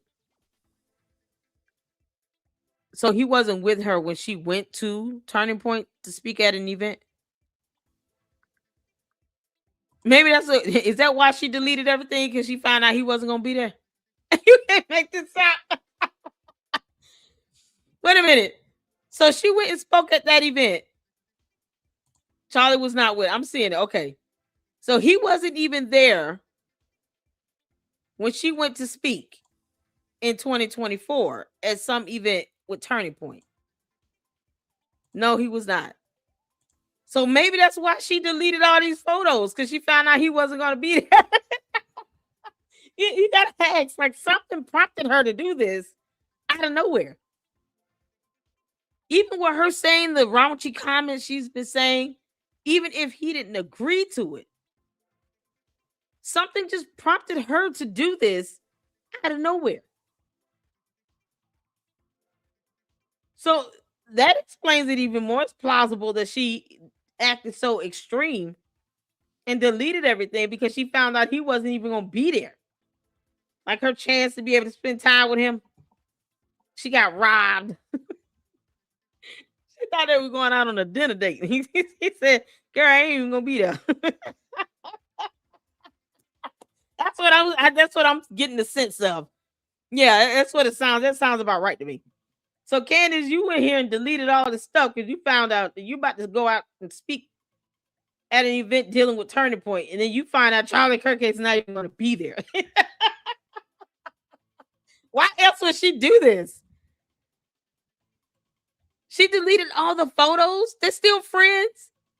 He bought Blexit. She couldn't keep up her photos of him. That's what I'm saying. Candace Owens has last appeared at Turning Point USA America Fest in 2022. Okay, so 2024 was something else. Correct me if I'm wrong. I don't. Yeah, listen, y'all know y'all can correct me if I'm wrong with that. Whatever the event was in 2024, she said she was at some Turning Point event speaking in 2024. These comments are going fast. No, of course, I land on a comment where it's saying I'm not reading my comments. You can't make this stuff up. There's no pleasing in these people. She said she went and did an event in 2024. Gotcha. He wasn't there. Got it. So something just prompted her to delete the stuff, even if it was something about a Blexit. Why would Blexit cause her when she doesn't even want to stop, be quiet, or shut up when Erica Kirk says so? But somehow Blexit can get her to remove photos of him and her and Charlie Kirk on Instagram because she fake. It was because of Angela Gaza. She told everyone she hated Charlie. So she did say that. That's what he's saying. That's what Tim Pool is saying. That she was telling people she hated Charlie Kirk. Okay, here we go. Yeah, that sounds about right. You know, because just all the series of events that's happening, Candace is doing things that makes no sense to the average person. It's like, that's so irrational. But that makes sense. If you talking about you hate someone, once again, she's doing this out of her feelings and emotions because she hates Charlie Kirk for what? He didn't agree with her. He didn't take her side. Like he owes her that. She's being a spoiled brat, throwing a tantrum more than likely. You can't make this stuff up. Everything. What is so right? 2024 before, she deleted every photo with Charlie Kirk. That's why there's only photos of Charlie Kirk in 2025 on her Instagram page. This really happened, and people don't know about it. It's pretty wild. But her and Charlie Kirk had a major falling out. And I almost wonder if this had anything to do with Charlie Kirk getting with another woman. I wonder if Candace Owens was coming on to Charlie and he just wasn't interested and she resented him for it. I don't know. But she seems bound, dead determined to get between Charlie Kirk and Candace Owens, even though Charlie Kirk isn't even around anymore. Isn't that a little creepy? And she chose a different life. I look at everything she's doing now. She's attacking Erica Kirk directly, a grieving widow who has to now deal with a life without a husband and a father for her children. Right. And the question is, why would Candace do this? Why would Candace accuse Turning Point staffers, Charlie Kirk's best friends, of being in on the plot to murder him or even attack his wife? She really cared about Charlie as much as she claims. She'd want to protect his legacy. She'd want to create a better future, or at least help in whatever way she could. You would think. I don't blame her necessarily for going down the conspiracy rabbit hole and being like, hey, why wasn't he protected better than this? What happened here? What happened there? I don't blame her for any of that whatsoever. What I blame her for is the finger pointing. I've been very consistent on this from day one. Very, very consistent. Okay. Candace Owens, it's okay for you to ask questions. What's not okay is for you to finger point and say TPUSA did it. Mormon Right. bee cults did it. Exactly. Israel did it. Ukraine did it. France did it. Trump did it. The FBI did it. Justin Bieber's handler did it. Britney The Spears, planet, whichever one, the same earth, person apparently, maybe. I all don't of even know if they're the same humanity. person, to be honest. Calvary Church did it. What's his name did it? Australia, Rob McCoy, and all them. the UK. Just pointing fingers, to the point where she's gotten to Border Patrol, and Charlie Kirk's head of security is now guilty of taking his life. That's what she said. Harpole, what's his first name? Brian Harpole, Charlie Kirk's security. She said he is now in on it. You can't make It this gets crazier and crazier, the amount of people she points the finger at. It's very, very messy. And it's supposed to be messy, I think. I genuinely think it's supposed to be messy. I'm not sure why she's doing it per se. I don't know if it's to get money. I don't know if it's to destroy Charlie Kirk's legacy. I don't know if it's just to hurt Charlie Kirk's wife. I have no Me too, the idea little specifically why she's doing very it. jealous of Is there a her. chance she could be correct that something happened? Yes. But Yeah. is there a chance that every single person she's pointed the finger at is involved? Absolutely not. No, there's not even a Exactly. chance. Sorry, at this point in Let's not forget, Candace Owens is very, very jealous and envious of Erica Kirk. She wants what Erica Kirk had. She wanted Charlie. She wants to be the CEO of Turning Point. She wanted Charlie to just bend to her will. Think about it. Her so-called friendship, relationship, in her mind, deep-seated love for Charlie Kirk she had was for years. Years. Just because you get married doesn't mean it goes away. Candace never really worked on that. So she just allowed this love to blossom in her mind, in her alternate reality. Candace is like the woman that, from the hand that rocked the cradle. Or Basic Instincts. Yeah. Candace, if we ever see you boiling a rabbit head in your pot, I'm calling the authorities myself, and I'm gonna have you lock your ass up. Get the kids out the house. George is just sitting up there, just boys club is just smoking a cigar and still not eating a sandwich. I guess he's just letting all this happen, doing nothing about it. time, it's literally everybody but the crazy trans underground people who have been shooting up churches. It's anybody but those guys now. And that's wild to me because those guys literally went in there and shot up churches. I don't know. I'd say the people who probably have a history of shooting people are probably the most likely people to do it, especially when they've been caught at the crime scene. But what am I to know? It was definitely France, Israel, Palestine, or not Palestine, Egypt, and Ukraine. Those countries were way more likely to do it than the people going to our local churches and blowing them up. You know what I mean? Like, wow. It's just Occam's razor works for a reason. Simplest solution is usually the one that, happens. Is he doing The simplest explanation is typically the real explanation. And yet Candace has gone so far away from that to the point where I can't possibly even get on board with her. The finger pointing has got to stop, Candace. You're going to lose your audience here very, very soon. Nobody wants to see you attack a grieving widow when there's absolutely no evidence she was in on it whatsoever. She's already said that Erica's unfit for being CEO.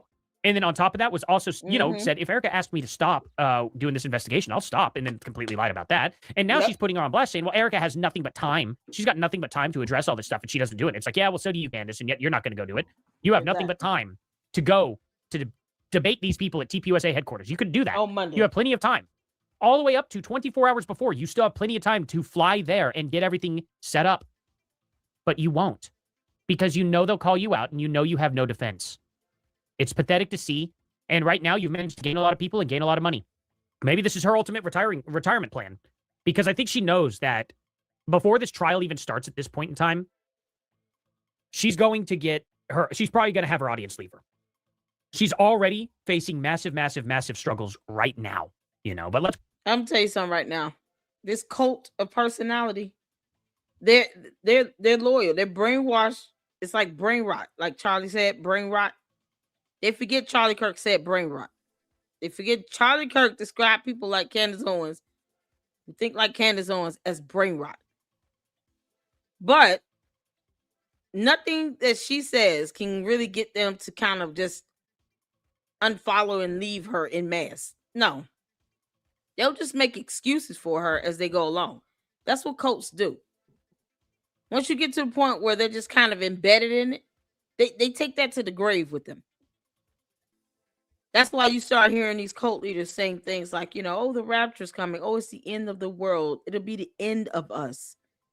We should all go together. Kind of like what Jim Jones did. And you have people that would be willing to go to the end of life with her. That's how dangerous it is. They'll just make excuses for her. It'll be tapped out of reality, and no one, will give two craps about what they feel and think about it, but that's what they'll do.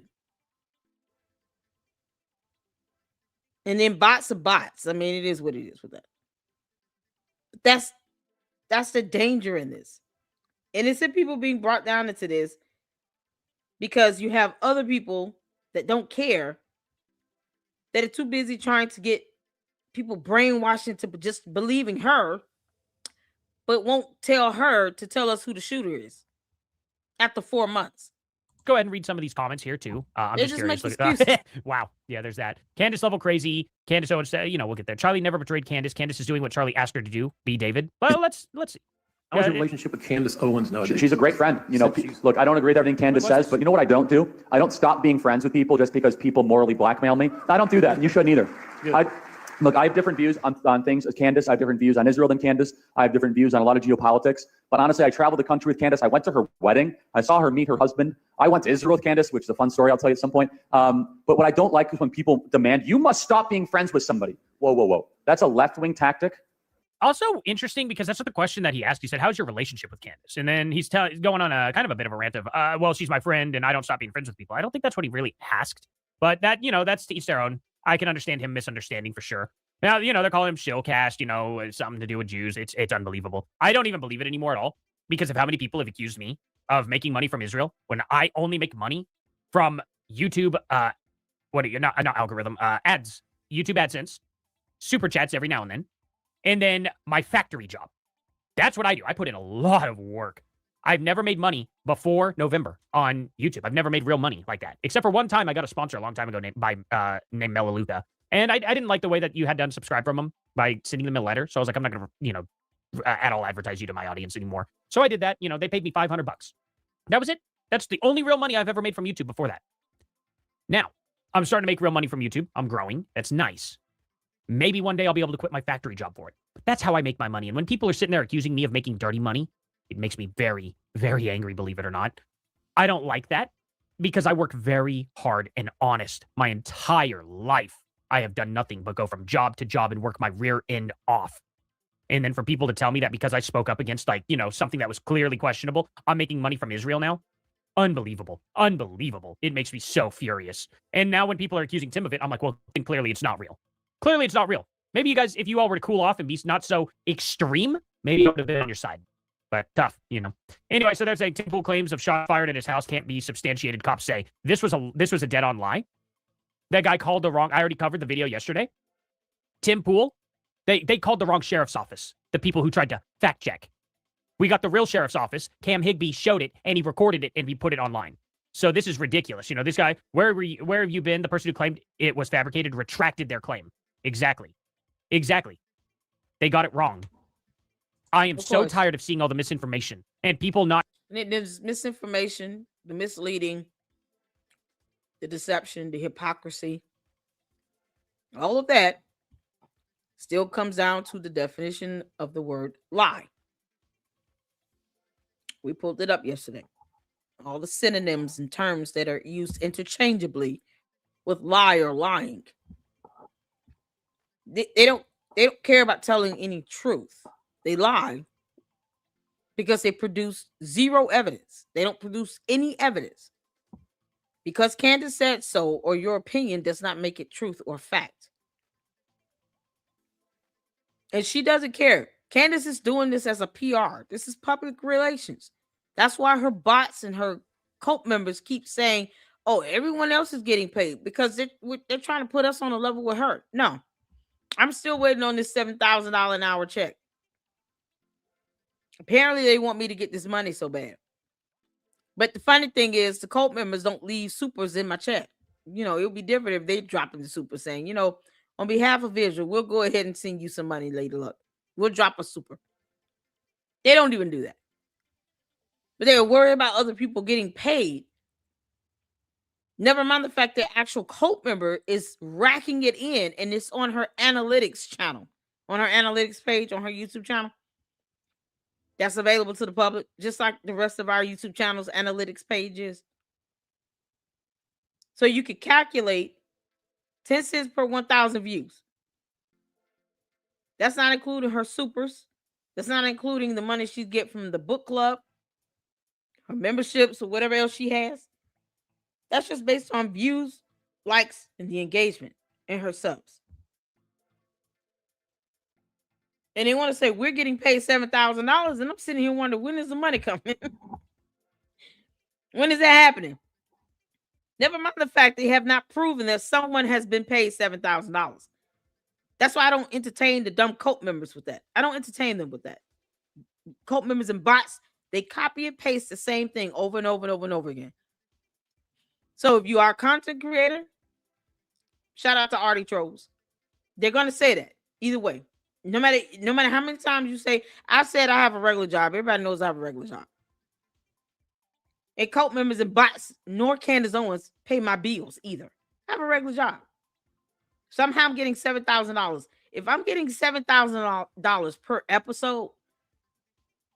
episode, and I'm live streaming every day,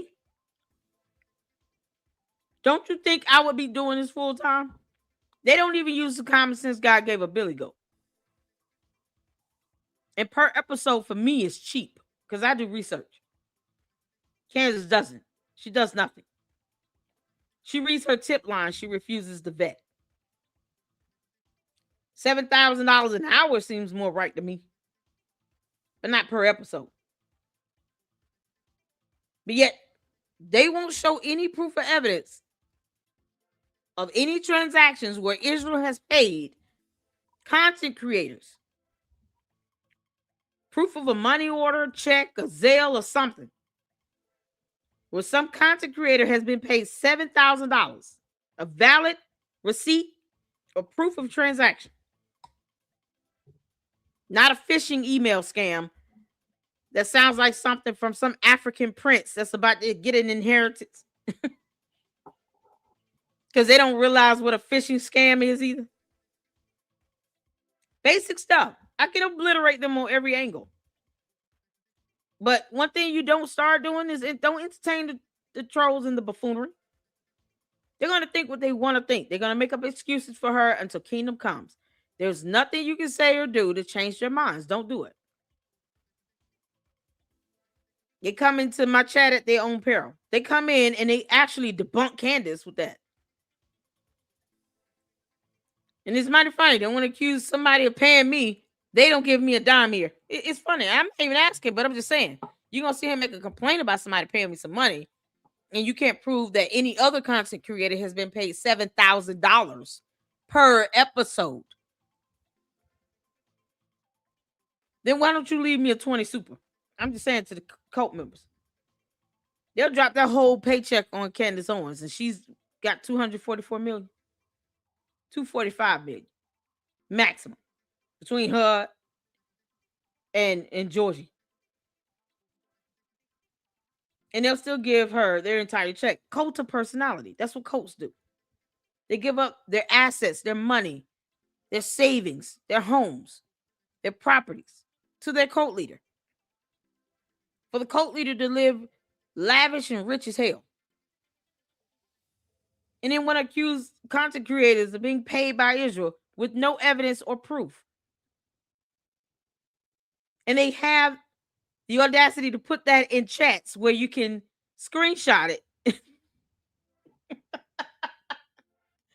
and use it as evidence if you wanted to. Like, of course, they're not smart. They're stupid. That's why I say you coming in my chat at your own peril. Now, do you all see why I give a disclaimer? They have no idea. The cult members in the bots, of course, they have no idea. Not paying attention to what's really going on around them.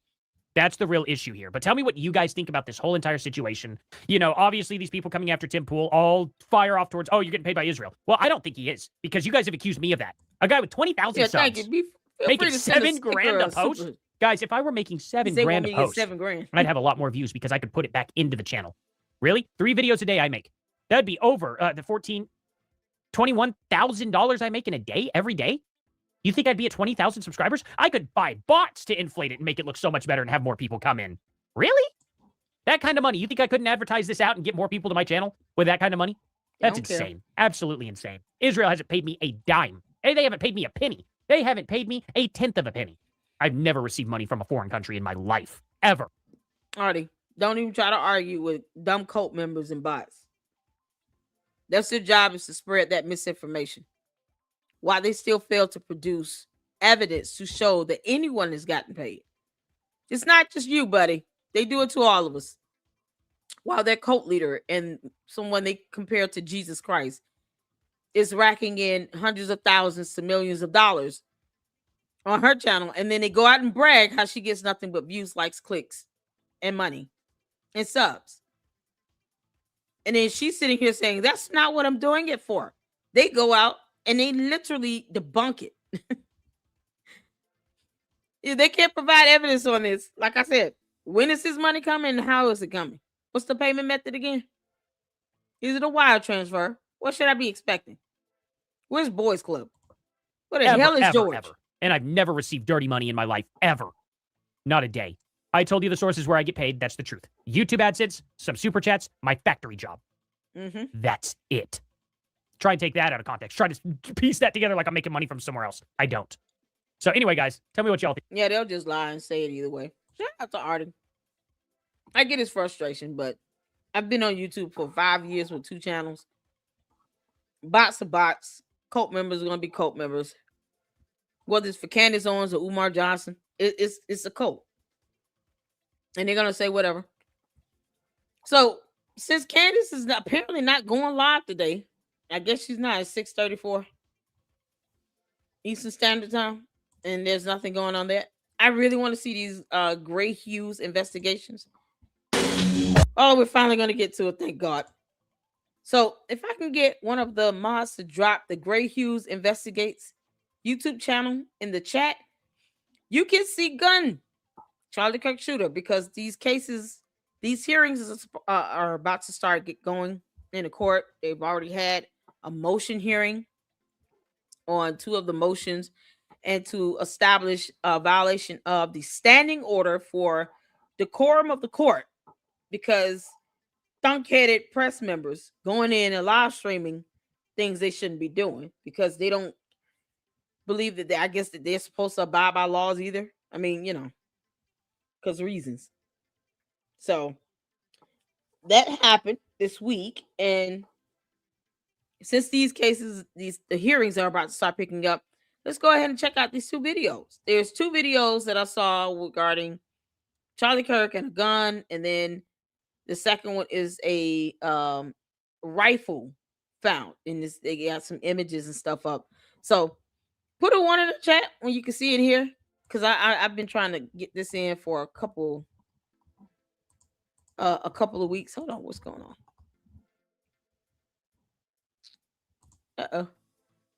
It's stalling. Hold on a second.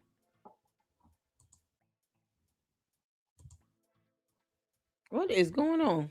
Okay. Sorry about that.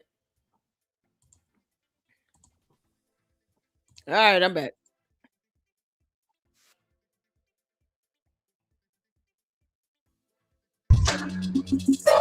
Pause. All right. I don't know what just happened. It just kind of kicked me out. All right, cool. Let's get back to it. So this is Gray Hughes Investigates, and there are 2 videos. The shooter and the gun, and the next one is going to be this, with the image of the rifle itself. All right, let's get to it.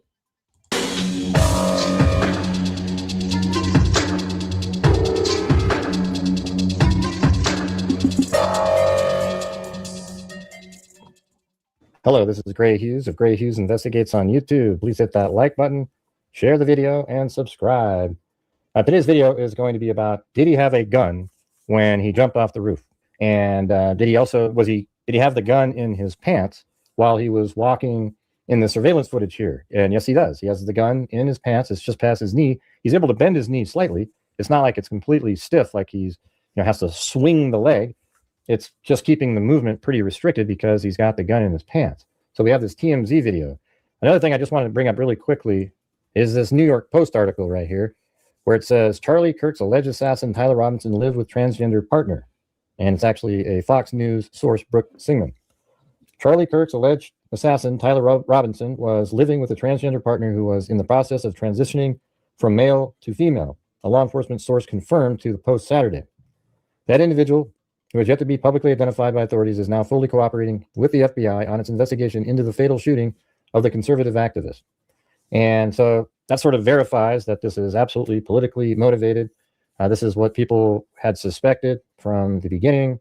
If this is a true source here, this is definitely, it's in the New York Post, and Fox News apparently reported. So we click on that link and it says exclusive. Charlie Kirk's assassin Tyler Robinson lived with transgender partner, sources tell me. The individual, who is a male transitioning to female, is fully cooperating. Sources tell me the FBI had texts and other communications between Robinson and the individual that helped FBI authorities solidify that Robinson was indeed the shooter. So that's something that I was wondering. Why would the shooter communicate with his roommate so openly about what he did unless that roommate was part of a conversation prior?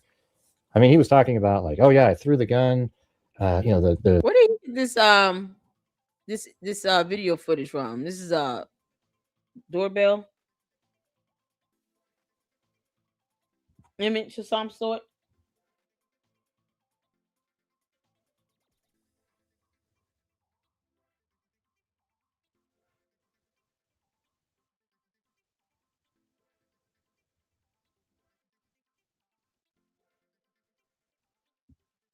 Anyone know whose video footage? Where's this video footage come from?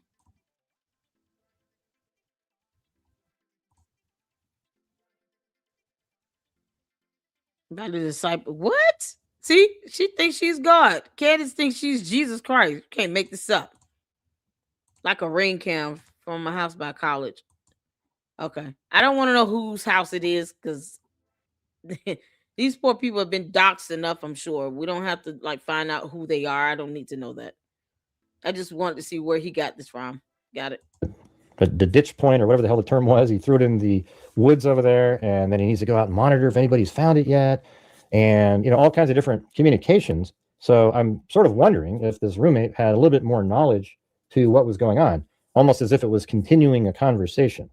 I guess I'd have to see the text messages to realize that, but obviously the roommate isn't the shooter, but maybe they were part of some other aspect of it or helped gin up the sentiment of the shooter towards killing Charlie Kirk. We know that the media has absolutely been complicit in portraying conservatives or people with conservative values as like Hitler or fascist, et cetera, et cetera, et cetera. And so you might get through to somebody who's not there completely or just some radical who believes that they'll be saving mankind by killing a conservative. And I think that's absolutely disgusting. So if the left media and the left politicians, and it's not the far left, it's the mainstream politicians, need to stop calling conservatives fascists and like Hitler.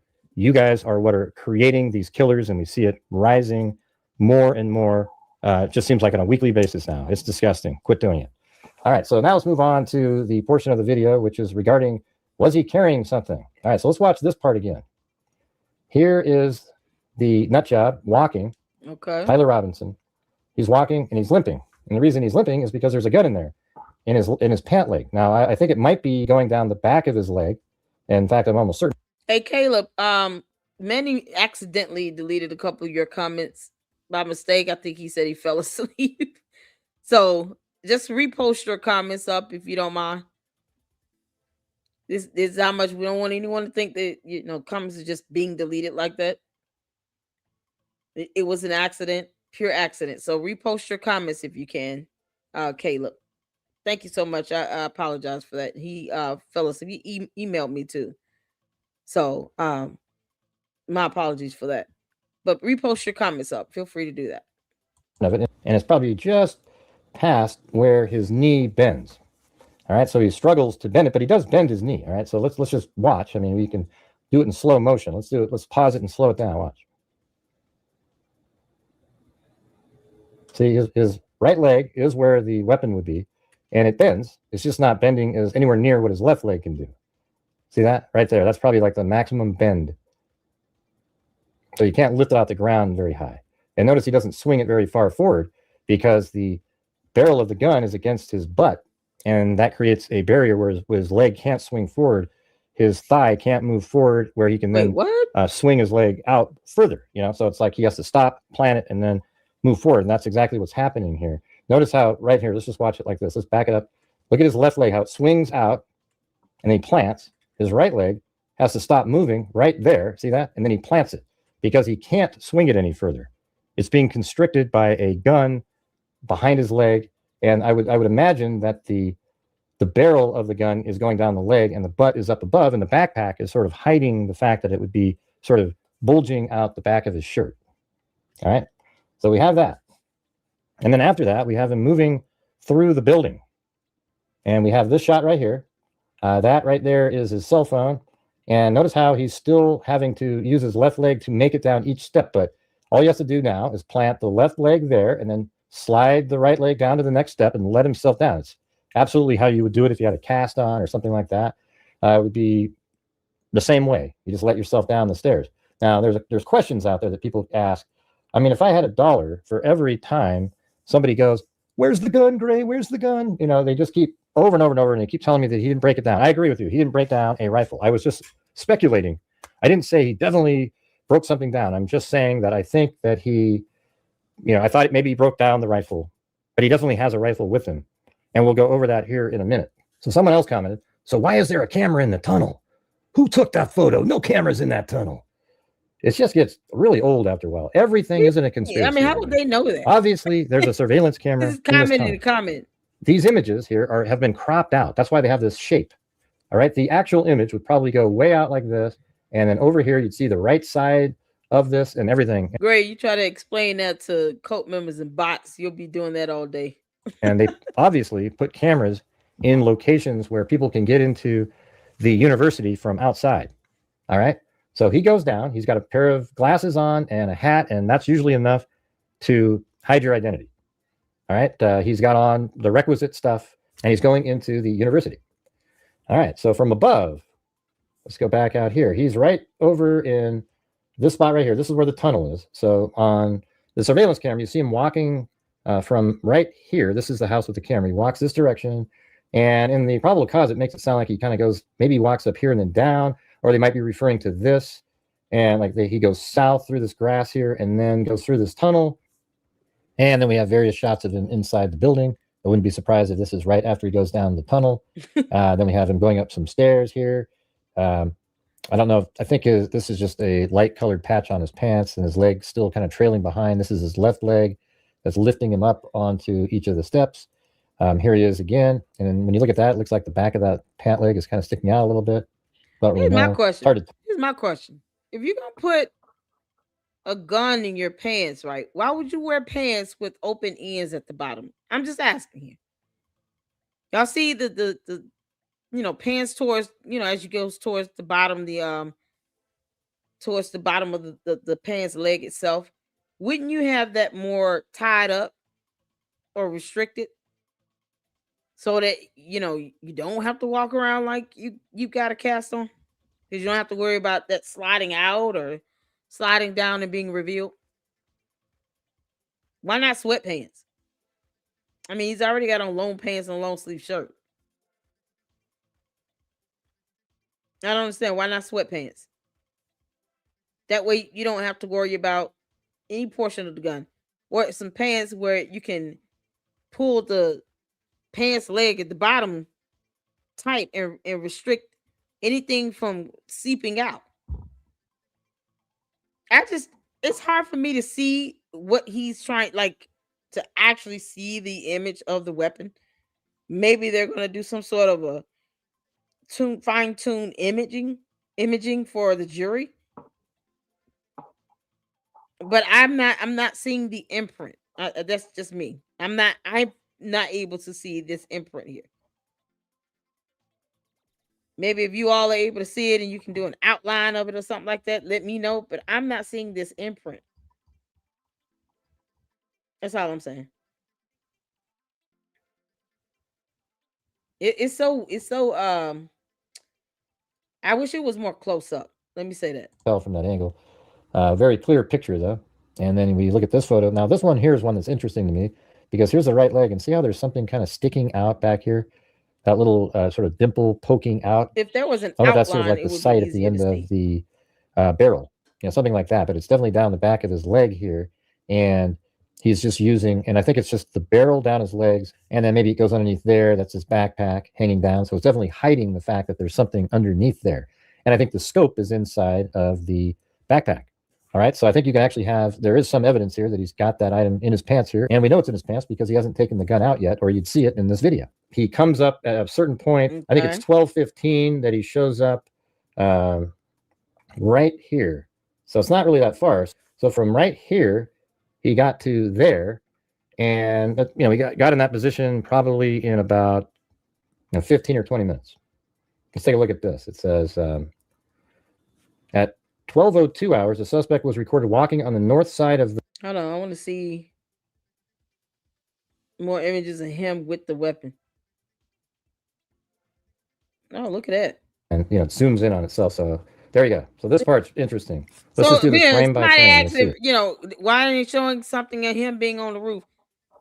Here it is.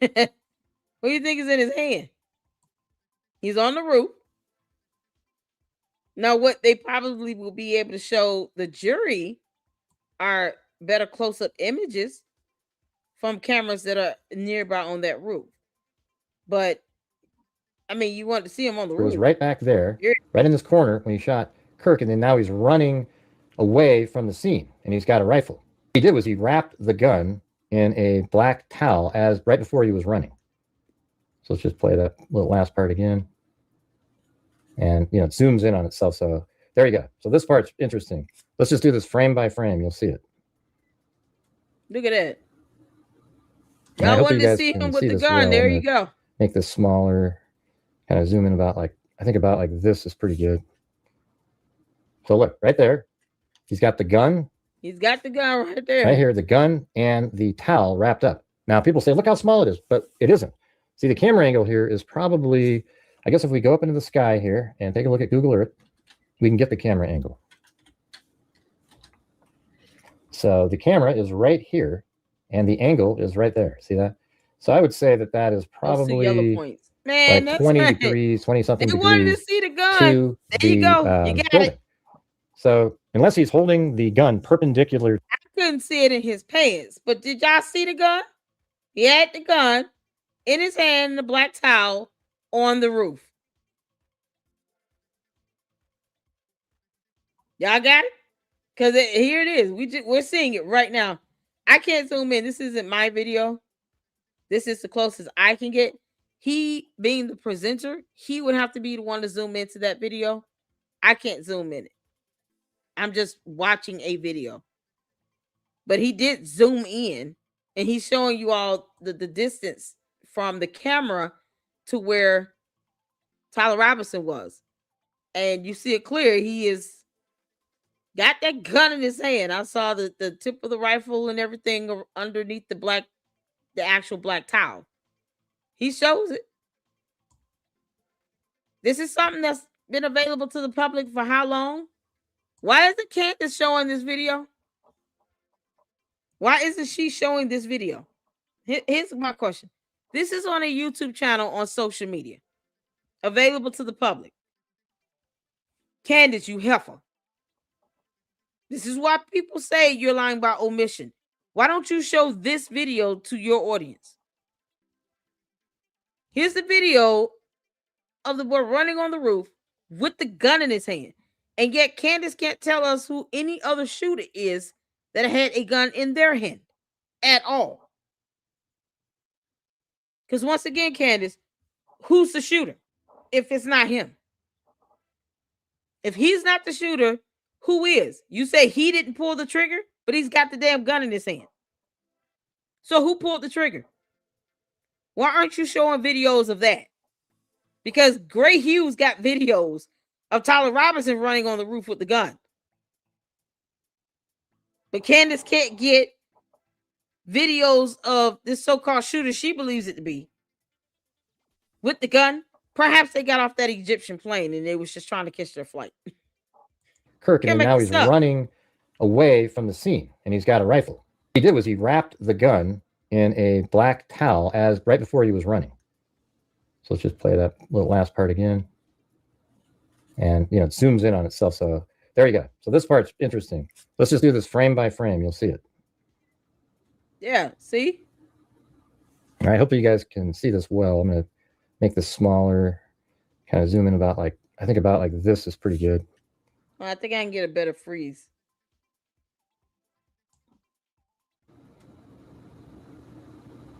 All right, hopefully you guys can see this well. I'm going to make this smaller, kind of zoom in about like, I think about like this is pretty good. So look, right there, he's got the gun right here, the gun black and towel the right towel there. wrapped up. Gun Now right people there. say, look how small it is, but it isn't. See, the camera angle here is probably, I guess if we go up into the sky here, So you and take a look have at him Google with Earth, the gun in his we can hand get the camera angle. on the roof after pulling the trigger. So the camera is right here, and the angle is right And there. See started that? another video. So I would say that that is probably That's like the 20 distance of the degrees, camera 20 something from degrees the shooter. to the So he goes back to this. if you look at the, back to this again, see, it's not perpendicular. And so even if it's at the Look at same that. angle as the roof, the gun's going to appear. Y'all see that? The gun right there. He's got it right there. Y'all see my green arrow? Circling it right there with the black towel. Now, Candace, you show us who you think the shooter is that has a gun in their hand running from anywhere where they shot the gun as well. Give us an alternative, Candace. You heifer. Give us an alternative. Candace, you tell us who your shooter is. Because right now, she won't play this video on her channel.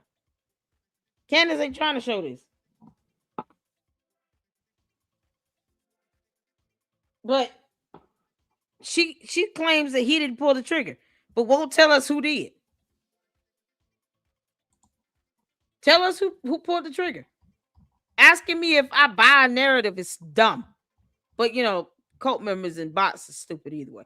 But asking me if I buy a narrative, this is not a narrative. This is called video evidence that will be shown to the jury. And the resolution will be much higher and greater. But you have a video like this that's out here on the internet, on YouTube, available to the public for anyone to watch. And she won't show this video on her channel because it doesn't fit her point. Her PR stunt she pulling off. So when is Candace going to show us a video of someone else on that roof with a gun that is not Tyler Robinson? When is that going to happen? Asking us if we buy anything is irrelevant. It's a dumb question. Just show us a video of who you think that alternative shooter is. Candace. What are cult members? Or somebody. Just show us the video. That's it. No explanations needed. Just show us the content. Show us the evidence. You can't make this up. No reply says the gun is only like 45 inches long. It's not really that long in the barrel. It's really skinny. Show us video evidence of the other shooter with the gun. Give it to us. Give us the evidence. Show us the video. The video of the other shooter. Tell us who the other shooter is. We're not trying to force you all to believe it's Tyler Robinson. We're saying this video will be shown to the jury, whether you like it or not. How you feel about it is irrelevant. But if you don't believe it's him, then show us the other shooter with the gun. That's all I'm saying.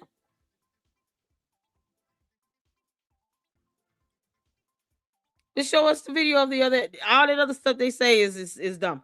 Show us the video footage of the actual shooter that you believe it to be with the gun. Show us the video footage of him firing a gun. whoever that other shooter is in your alternate reality, show us that video footage. Gotta be. You can't judge what makes no sense whatsoever. Exactly. They beat around the bush. Well, the candy ass cult members and the bots, they beat around the bush, but they still won't show us. Okay, here's a video of the other shooter. Like, it's that simple. Show us a video of the other shooter. That's what we're asking for. Just show us.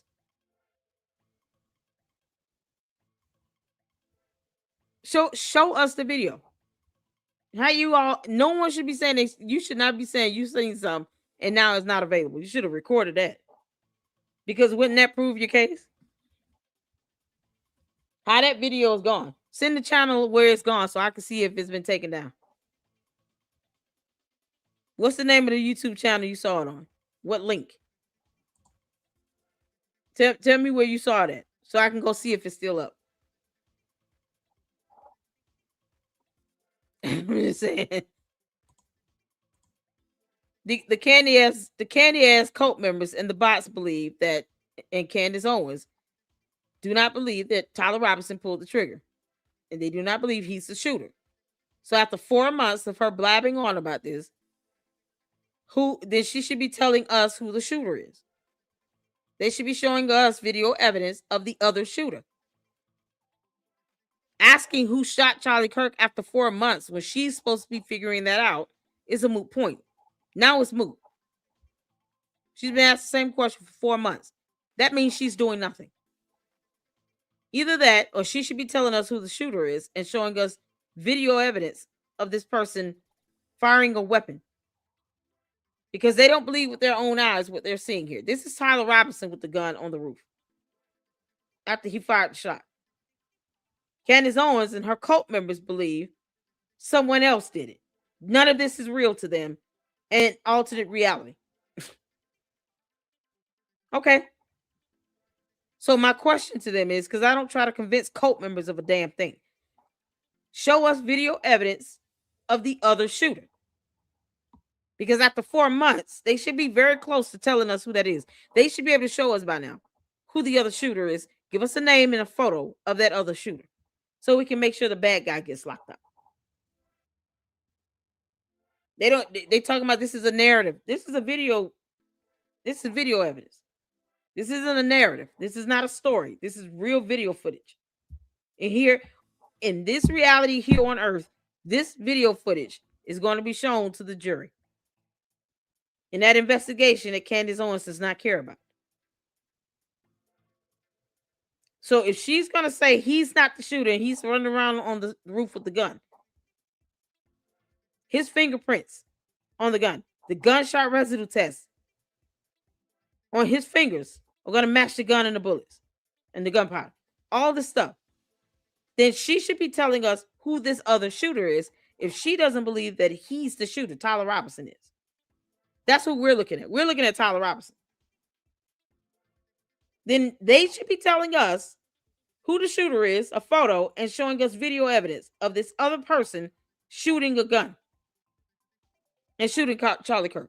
That's what we want to see now. We want to see the evidence that Candace Owens obviously has obtained after 4 months of her PR stunt. Asking questions is getting futile. At some point, Candace, you got to start producing some answers yourself. Because otherwise, why call yourself an investigator of anything if you can't seem to answer your own questions? You can't present any evidence at all. I mean, anyone can get in a video and just ask questions for 4 months straight. But if you're saying you're investigating something, because impersonation, you are gathering evidence yourself, and you should be answering some of these questions. So somehow she's not able to do any of that, but she doesn't buy this, this video is not real to her. And her cult. This doesn't exist to them. Fine. Then tell us who the shooter is and show us the video evidence. Here, shorter. Let's say it's slightly counterclockwise to parallel to the edge of the roof. it's going to look shorter, but you see him right here put a towel and something sort of heavy in the towel on the ground, Those who right? the shooter is. Now he's still holding that with his left hand. He puts his left leg on a ledge and his right leg still up on there. Then he lowers his left leg even further. And it looks like he sort of steps down first, maybe his right leg kind of hits first on that ledge. And he reaches up with his right hand. And look at right there, you guys. Can't you see it? I mean, that's the gun. Look. That's not his arm or anything. Look, he's grabbing the gun and it sort of swings up there. That's the gun. And it's in his hand now. This is the gun right here. You can see how long it is. He literally showed video footage of Tyler Robinson going upstairs to the roof.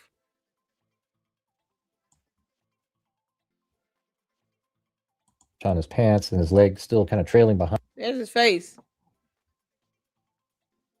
I'm sorry, was he supposed to take his shades off for you?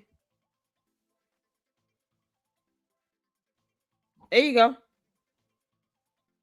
You realize he's touching on stuff with his hands, right? Fingerprints. Because DNA is a thing here in this reality on Earth. They can get DNA fingerprinting and match it to his fingerprints. So everything he touched, they're going to get the fingerprinting done, do an analysis. And when he was booked in jail, guess what they did? They took fingerprints. And they do an analysis of the fingerprints. That is one way to ID someone when it comes to criminal matters like this. If you don't understand how criminal court works or investigations work or how this trial is going to proceed with certain types of evidence, you might want to look up facial recognition, DNA testing, fingerprinting, gunshot residue test, all these things that can not only help identify who the person is, but certain objects and certain doors, stairway cases, things that they actually touched. They even do footprint. Can you believe it? So whatever you're saying you can't see with his face, they're IDing with his fingerprints because he's touching shit. You know, because that's how it works in the world of, science. See, when Candace is sitting here not understanding how criminal investigations work and how they even gather evidence, she's not giving out the full basic information to anyone. He's not wearing any gloves. Y'all see any gloves on his hands? Show me gloves. There's nothing scary about this. If you're a grown adult, let me know. I mean, if you're a kid, you probably shouldn't watch this. I don't know what to tell you. Exactly. Anybody see any gloves on his hands? Is he wearing gloves? Because this is a part of investigations. Does anyone see gloves on his hands? No gloves. So guess what? When he reaches, open up his hand and touches the staircase, guess what you're going to get? Fingerprints. Fingerprints is used to ID individuals. Guess what they're going to do with this face shot here? Facial recognition. They pixelate the images and then they match it up to his driver's license and other photos and images where he was taken, like going to Dairy Queen. He's left DNA behind. He's talking. Sometimes people spit. Maybe he's a spitter. He's touching everything. He's not wearing any gloves. Fingerprints everywhere. That helps to ID the individual. DNA. This is stuff we can all see here. So he go out and touch the staircase, touch the doors. He touched the gun. He touched the blanket. He touched the edge of the roof. He touched the stairway. Even the siding on the doors. Fingerprints all day long. He left a trail of DNA. You can't make this up. And they can use all of that to help gather scientific evidence to identify him, to corroborate what you're seeing in the videos. So everywhere he walked, if he touched something with his open hand, guess what? Those fingerprints is going to leave a trail. His footprints, same thing, leaving a trail. They don't just look at the video and go with that. If you understand how these criminal investigations gather evidence, then you understand that it's more than just the video. It's fingerprinting, it's footprints, it's facial recognition, DNA testing, gunshot residue testing. He fired a weapon. He's going to have gunshot residue on his hands, on his clothes, on that towel, in his bag. They do these tests to match everything up. That's how it works. And this is not something Candace Owens is going to tell her coach. I wouldn't be surprised if this is right after he goes down the tunnel. So people need to see his face. You can see him touching shit. You put cameras in locations where people can get into the university from outside. All right. So he goes down. So you see he touching the handrail right here in this photo here. DNA testing. If you don't believe that's his face, then believe that's his fingerprint. Because DNA does not lie. But Candace doesn't research this stuff. She doesn't know how this stuff works. The footprint. She don't care about that. She's like, oh, you can't see his face. You can see his hands on the rail. So you can know that that's going to be a fingerprint they're going to collect. That's why they fingerprint you when they book you into jail. Standard processes that she could be explaining based on research, basic information she won't damn do because she wants people to be as ignorant as possible and not fully understand the full picture. Not fully understand all of the testing that can be done when they're gathering evidence. When CSI is collecting information and evidence from a crime scene. She has no idea how that works. So she just tells you all what you want to hear, as opposed to you all saying, let me Google what type of evidence is gathered for a criminal investigation like this. And she's not going to do it because it's not going to fit her dumb point.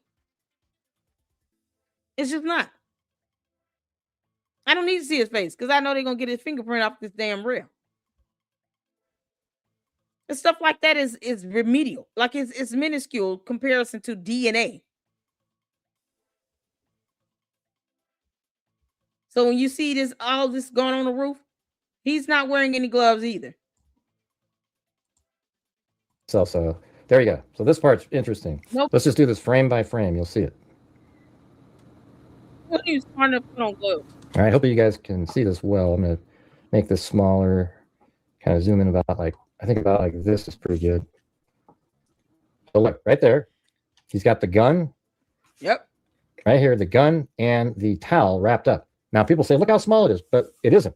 See, the camera angle here is probably, I guess if we go up into the sky here and take a look at Google Earth, we can get the camera angle.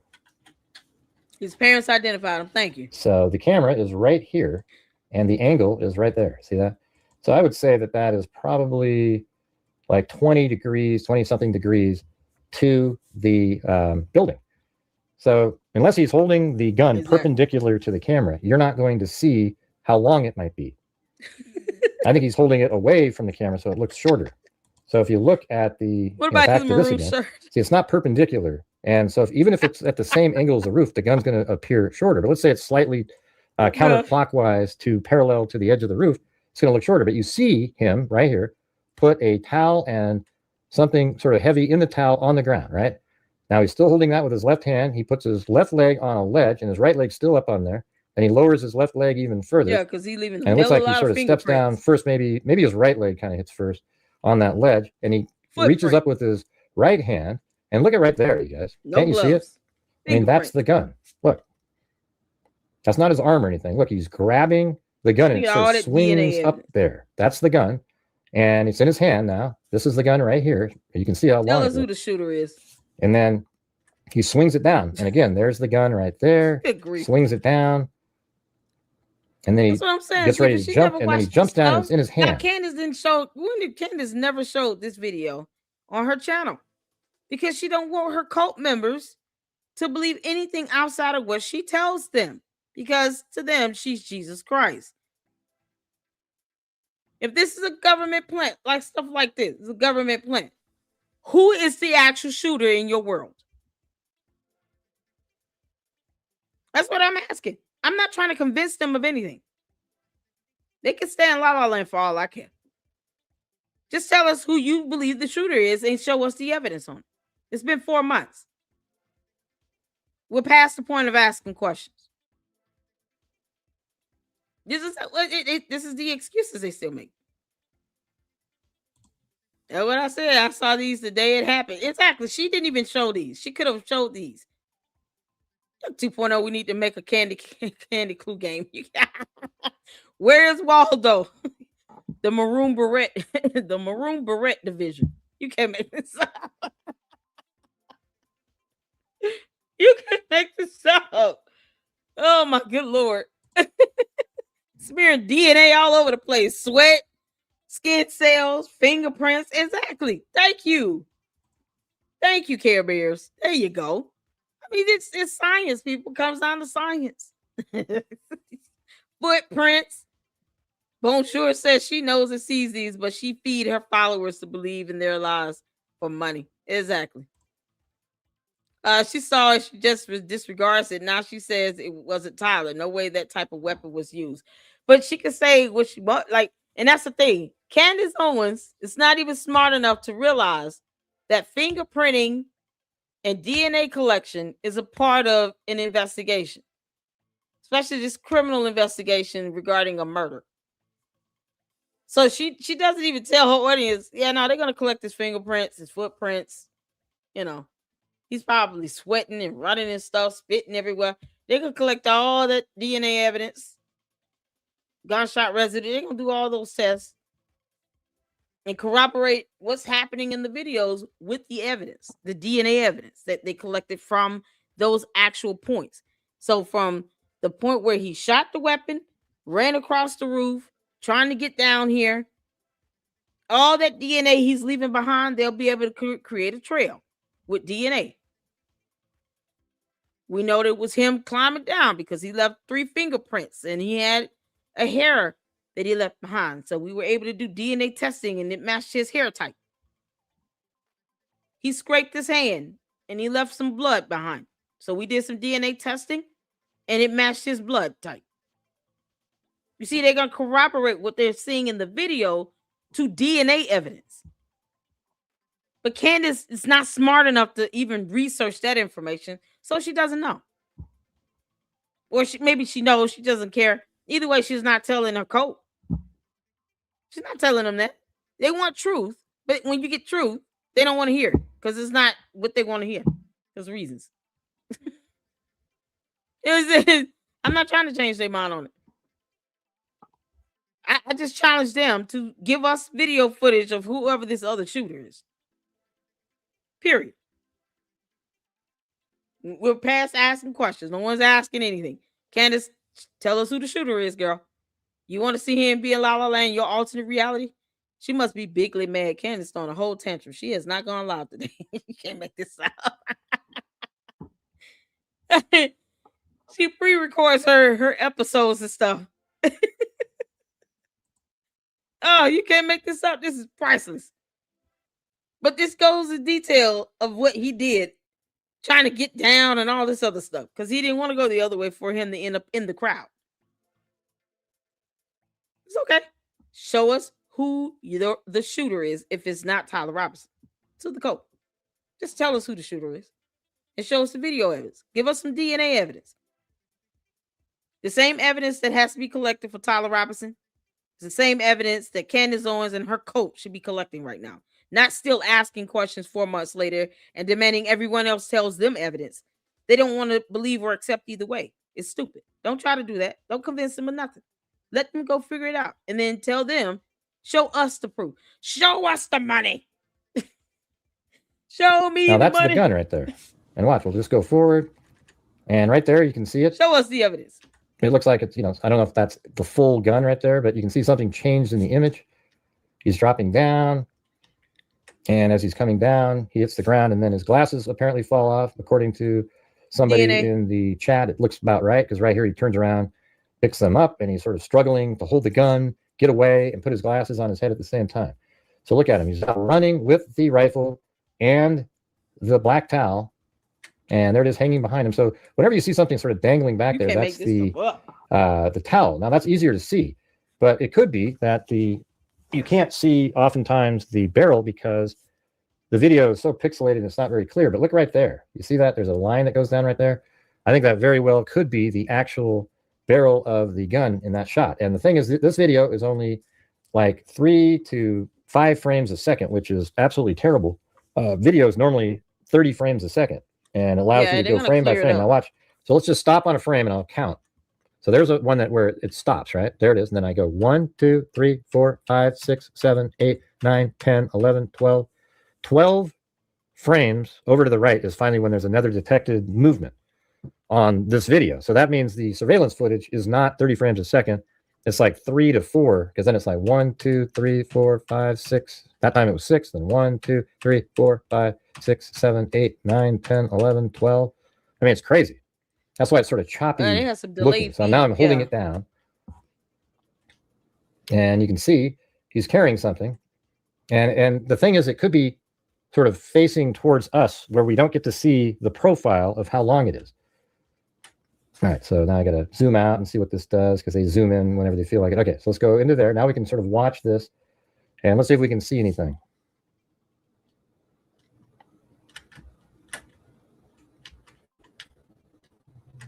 Yeah, I mean, okay, I think that's a great example right here. See, right here, he's got the gun wrapped in the black towel. He's not a lobster human with large pinchers at the end of his, hands there, right? So you can see his hands probably in there, and he's holding the rifle there almost like a soldier would, just for a brief moment as he's wrapping it up. All right, and then now, you can see the loose towel around the end of it. He's really just he's struggling with it. He's trying to get control of hiding the weapon with the black towel. So there it is, swinging behind him now. See that? Right there. I mean, you get these comments in here. Let's just show these. Watch. It's like, please tell me, where is the gun? Like someone else said he didn't have. Stupid. They're asking dumb questions because they don't want to see, what's happening. Why they still can't tell us who they believe the shooter is. At the end of the gun. All right, so let's keep going through this. I've never known a cult to demand evidence from people that they don't want to accept, and that they can't show evidence themselves. It's so asinine. They have this entitlement, like they want people to prove something to them, knowing that they don't care what you show them or tell them. So why even have that expectation? This is what I mean by the copying and pasting of the same comments. This hive mentality. That's how they deter, and deflect and distract from what's actually going on here. They distract and deflect from it. I don't do whataboutisms. This is why I don't care how they feel or what they think. Show us, tell us who the shooter is. No one owes them evidence. No one owes them anything. No one owes them an explanation. And no matter what you put out, they're not going to accept it. So it doesn't matter. I could care less what a cult member or bot thinks or feels. Bots don't feel or think anything. But I could care less about it. Because there's nothing you could tell them that they would be even merely convinced of. For what? When they can't show you evidence of the contrary. They want to say he's not the shooter, then tell us who the shooter is. Put that thinking cap on and tell us who the hell the shooter is. Do your little research and let us know who the shooter is. Everyone else tapped in this reality on Earth. We know. But don't bait into them. Don't bait into it. Make them do some work. And make them go out and do some research and then put up videos of the shooter, somebody running with a gun, and say, here's the shooter. Here's some DNA. Make them do the work. Otherwise, you can't tell them anything that they're going to accept. It's all about a cult. So look at that right there. He's like, just come on. He's trying. He's really struggling with it. I mean, look right there. You see that? That's his right leg, left leg, and something really long right there wrapped in a towel. Why is he struggling? So right now it's near his left side. See right there? You can see it right here. There's the weapon. And then he goes around the corner. I hope you guys watch this and you just realize that he does have one. I don't want to keep hearing more like, well, Gray, what about? And it's just so obvious. You know, this is what I'm talking about. People want it to be a conspiracy. So this is interesting right here. You can see right there. That's the gun, I believe. One of these three objects is the gun. See, there's three different points there. Look, boom. And then, you know, I thought maybe that was the gun swung back, but I think that's his leg, and it's just pixelated because of the way it swings. Looks like right there he's in a sort of a running stance. His right leg looks really skinny too. And this right here is the gun wrapped in a black towel. All right, and then we keep moving. And, you know, various times you see three different elements there. So even in that little sort of blurry one right there, see how there's something right in there? And now he's got it close to him. He's got it under control now, and he needs to have it under control. Watch how differently he walks now. Now he's nice and calm. He's got everything under control, he thinks.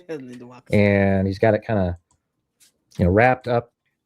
And let's see, you always have to, all the zooming they did kind of screwed things up a little bit. But on a 360-degree camera, they do have to look around with it.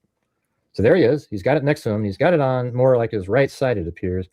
And he's going to make his way across that street. But he's being really calm. He's got his head down right now. He's just really, you know, he's panicking inside. He wants to get the hell out of there. Yep. All right. But I think it's really obvious, you guys. He has the gun. Yeah, and to the average reasonable person here on Earth that, you know, have eyes to see and ears to hear, and we know how to read. Like I said, don't try to argue with or go back and forth or convince the cult members of anything. Just tell them to stop being lazy and tell us who the shooter is and to gather their evidence and their video footage. Tell them to gather their evidence, and then they can match it up against what, you know, we believe to be true. I mean, that's it. Either they're presenting something or they're not. Or they just copying and pasting comments. It's so crazy. This is shout out to Gray Hughes. That was good. I'm glad I saw this. I mean, he's, you know, just showing the I think the camera footage, the footage that they show in court to the jury is definitely going to be higher resolution because you want it to be clear. And like I said, as they explain what he's doing in the video, they're going to be able to show DNA evidence to support and corroborate it, the fingerprints, the footprints, gunshot residue. If he sweats, if he spit, if he cut his hand, if he hurt himself, he leaves blood behind, they will be able to get that DNA evidence. So it's not just the video alone. It would have DNA evidence to corroborate it. So that's how you can ensure that you're dotting your I's and crossing your T's, and DNA can identify the individual. Whether they can see a photo or not of the person is irrelevant when you can get fingerprints and DNA testing. If he cut his hand, because he had to scrape his hand a little bit and leave skin cells behind, that's DNA. They're going to do DNA testing. So, and I think, was that the only one I wanted to show? We got Artie. Oh, we did Artie. We got Ami, y'all. Y'all ready for some Ami? Now, you know. It's time to laugh. I'm excited. So, Ami did a new video. Candace Owens responds to Erica Kirk. This is funny. So, we're going to check out Ami.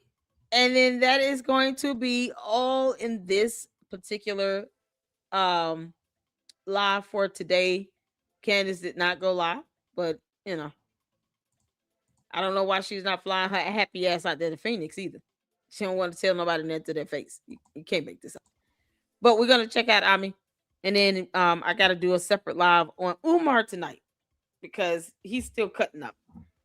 And we got to get into that. And it gives me a brain break. So if those who can tune in for Umar, another cult leader who's lying about, you know, opening up schools and buying stuff when he hasn't done any of those things, tune in. It's going to be fun. He's trying to so-called, you know, give psychiatry or psychological sessions that he's not licensed and certified to do. So let's get ready for some Ami. If I can get one of the mods to drop the YouTube channel link for Ami Kozak in the chat, that would be awesome. Put a 1 in the chat where you can see it here. Ah, man, let's get some laughter. Now, you know, I made it very clear that there's only 2 people who would stop me from doing this. One would be my husband, and the other is Erica Kirk. What do you want to say to her and the other people that are putting these lies out into the world right now? Stop. That's it. That's all I have to say. Stop. Okay, I don't know what people are taking from this. I know what I heard when I heard her say that. I heard her say, stum. People think she said stop. I didn't hear a P. I didn't hear a P at all. I heard her say stum, which is actually a Hebrew word, which is interesting. I find that interesting. She's using Zionist coded language. Now, the word stum, if you dig deeper, actually means just kidding. Just kidding. I didn't mean that. I didn't mean that.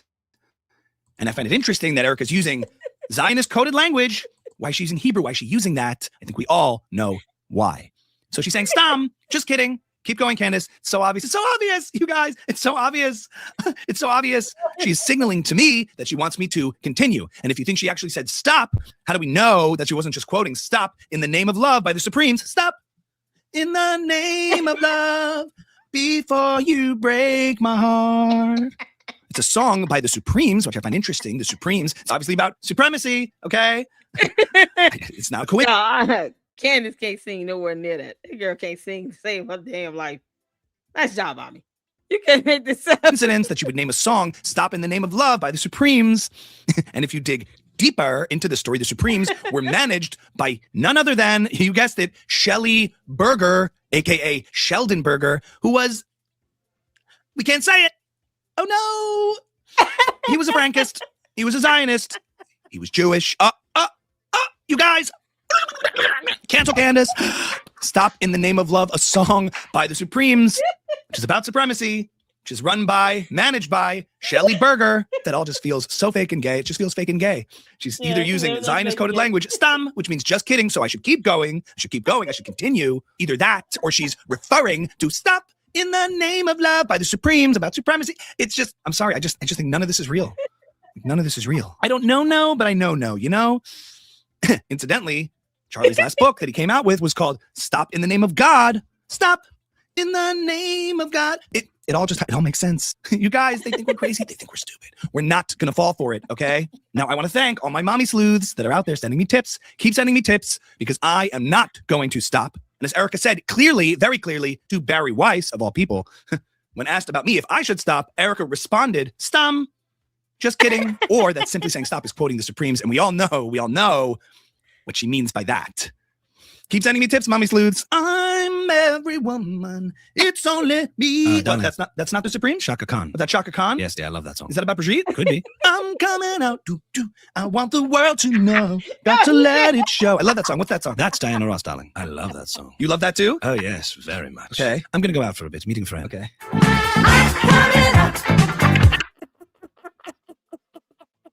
It's our Pete. Oh, I love that song. I'm coming out. Now, you know, I made it very clear. Very much. Okay. I'm going to go out for a bit, meeting a friend. Okay. Boys Club, where the hell are you going? Oh, that's that bitch. Boys Club, when you going to address this allegation from a grown man that said you tried to essay him? When you going to address that? Candace, you want to explain that photo you took grabbing that woman's butt while you were pregnant? That's a real photo. We can make this out. Everything is fake and gay to them people. Everything is fake and gay to Boys Club and Candace, a.k.a. Bride of Chucky. You can't make this up.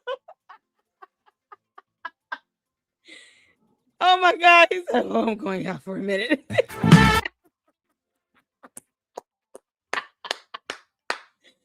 Oh, that's funny.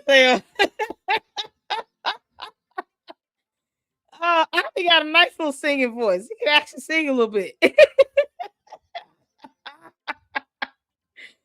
Y'all, he went old school on us today. Oh my God, everything's fake and gay. He said, "Oh, I love that song. I'm going out for a minute. I'll be back." She said, "Okay."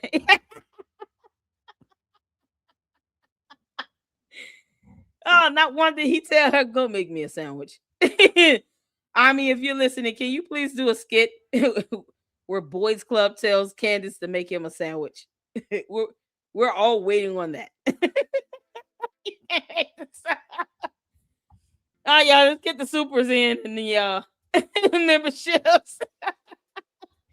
Shout out to Heather Rose, Satiric. Oh, one of our brand new mods. Welcome. Welcome, welcome. You see the wrench is now next to your name. I've also added the Francisca and the S Files over to the second channel that I'm going to do a live for tonight after Umar. And that's just going to be the hangout channel where we're really going to gossip. Okay. So shout out to you gifting a membership out and becoming a member. Thank you so much. And you all shout out to Yuck 2.0 who gifted 5 memberships that you guys are going to be able to enjoy this weekend, because I'm going to be clipping these live streams up into shorter videos and they're going straight to the members only channel. And it will be for the members to enjoy. Thank you all so much for supporting me here in the Lady Luck Club. Words cannot express the support that you guys have provided here. I am very grateful for that. Hit the like button. I'm like Artie Troll. Just hit the like button. Leave your thoughts and comments. I'm sure the cult members are going to copy and paste, despite all the things that I've said where they could just present their evidence and stop trying to get everybody else to prove something to them, because we don't owe you shit. So they can just prove their case. They don't agree with it, fine. Show us who the shooter is. In your alternate reality, on whatever planet you and Candace Owens are on, tell us who the shooter is and show us your evidence. That's it. We can make these same demands of them. It's so funny. They hate it. All right, y'all. Thank y'all so much. And I'm going to get ready for Umar in an hour or so. And then we'll be on the second channel later on tonight and just chopping it up. So take care. Tune in if you can. And until the next one, Lady Luck Club out. Deuces.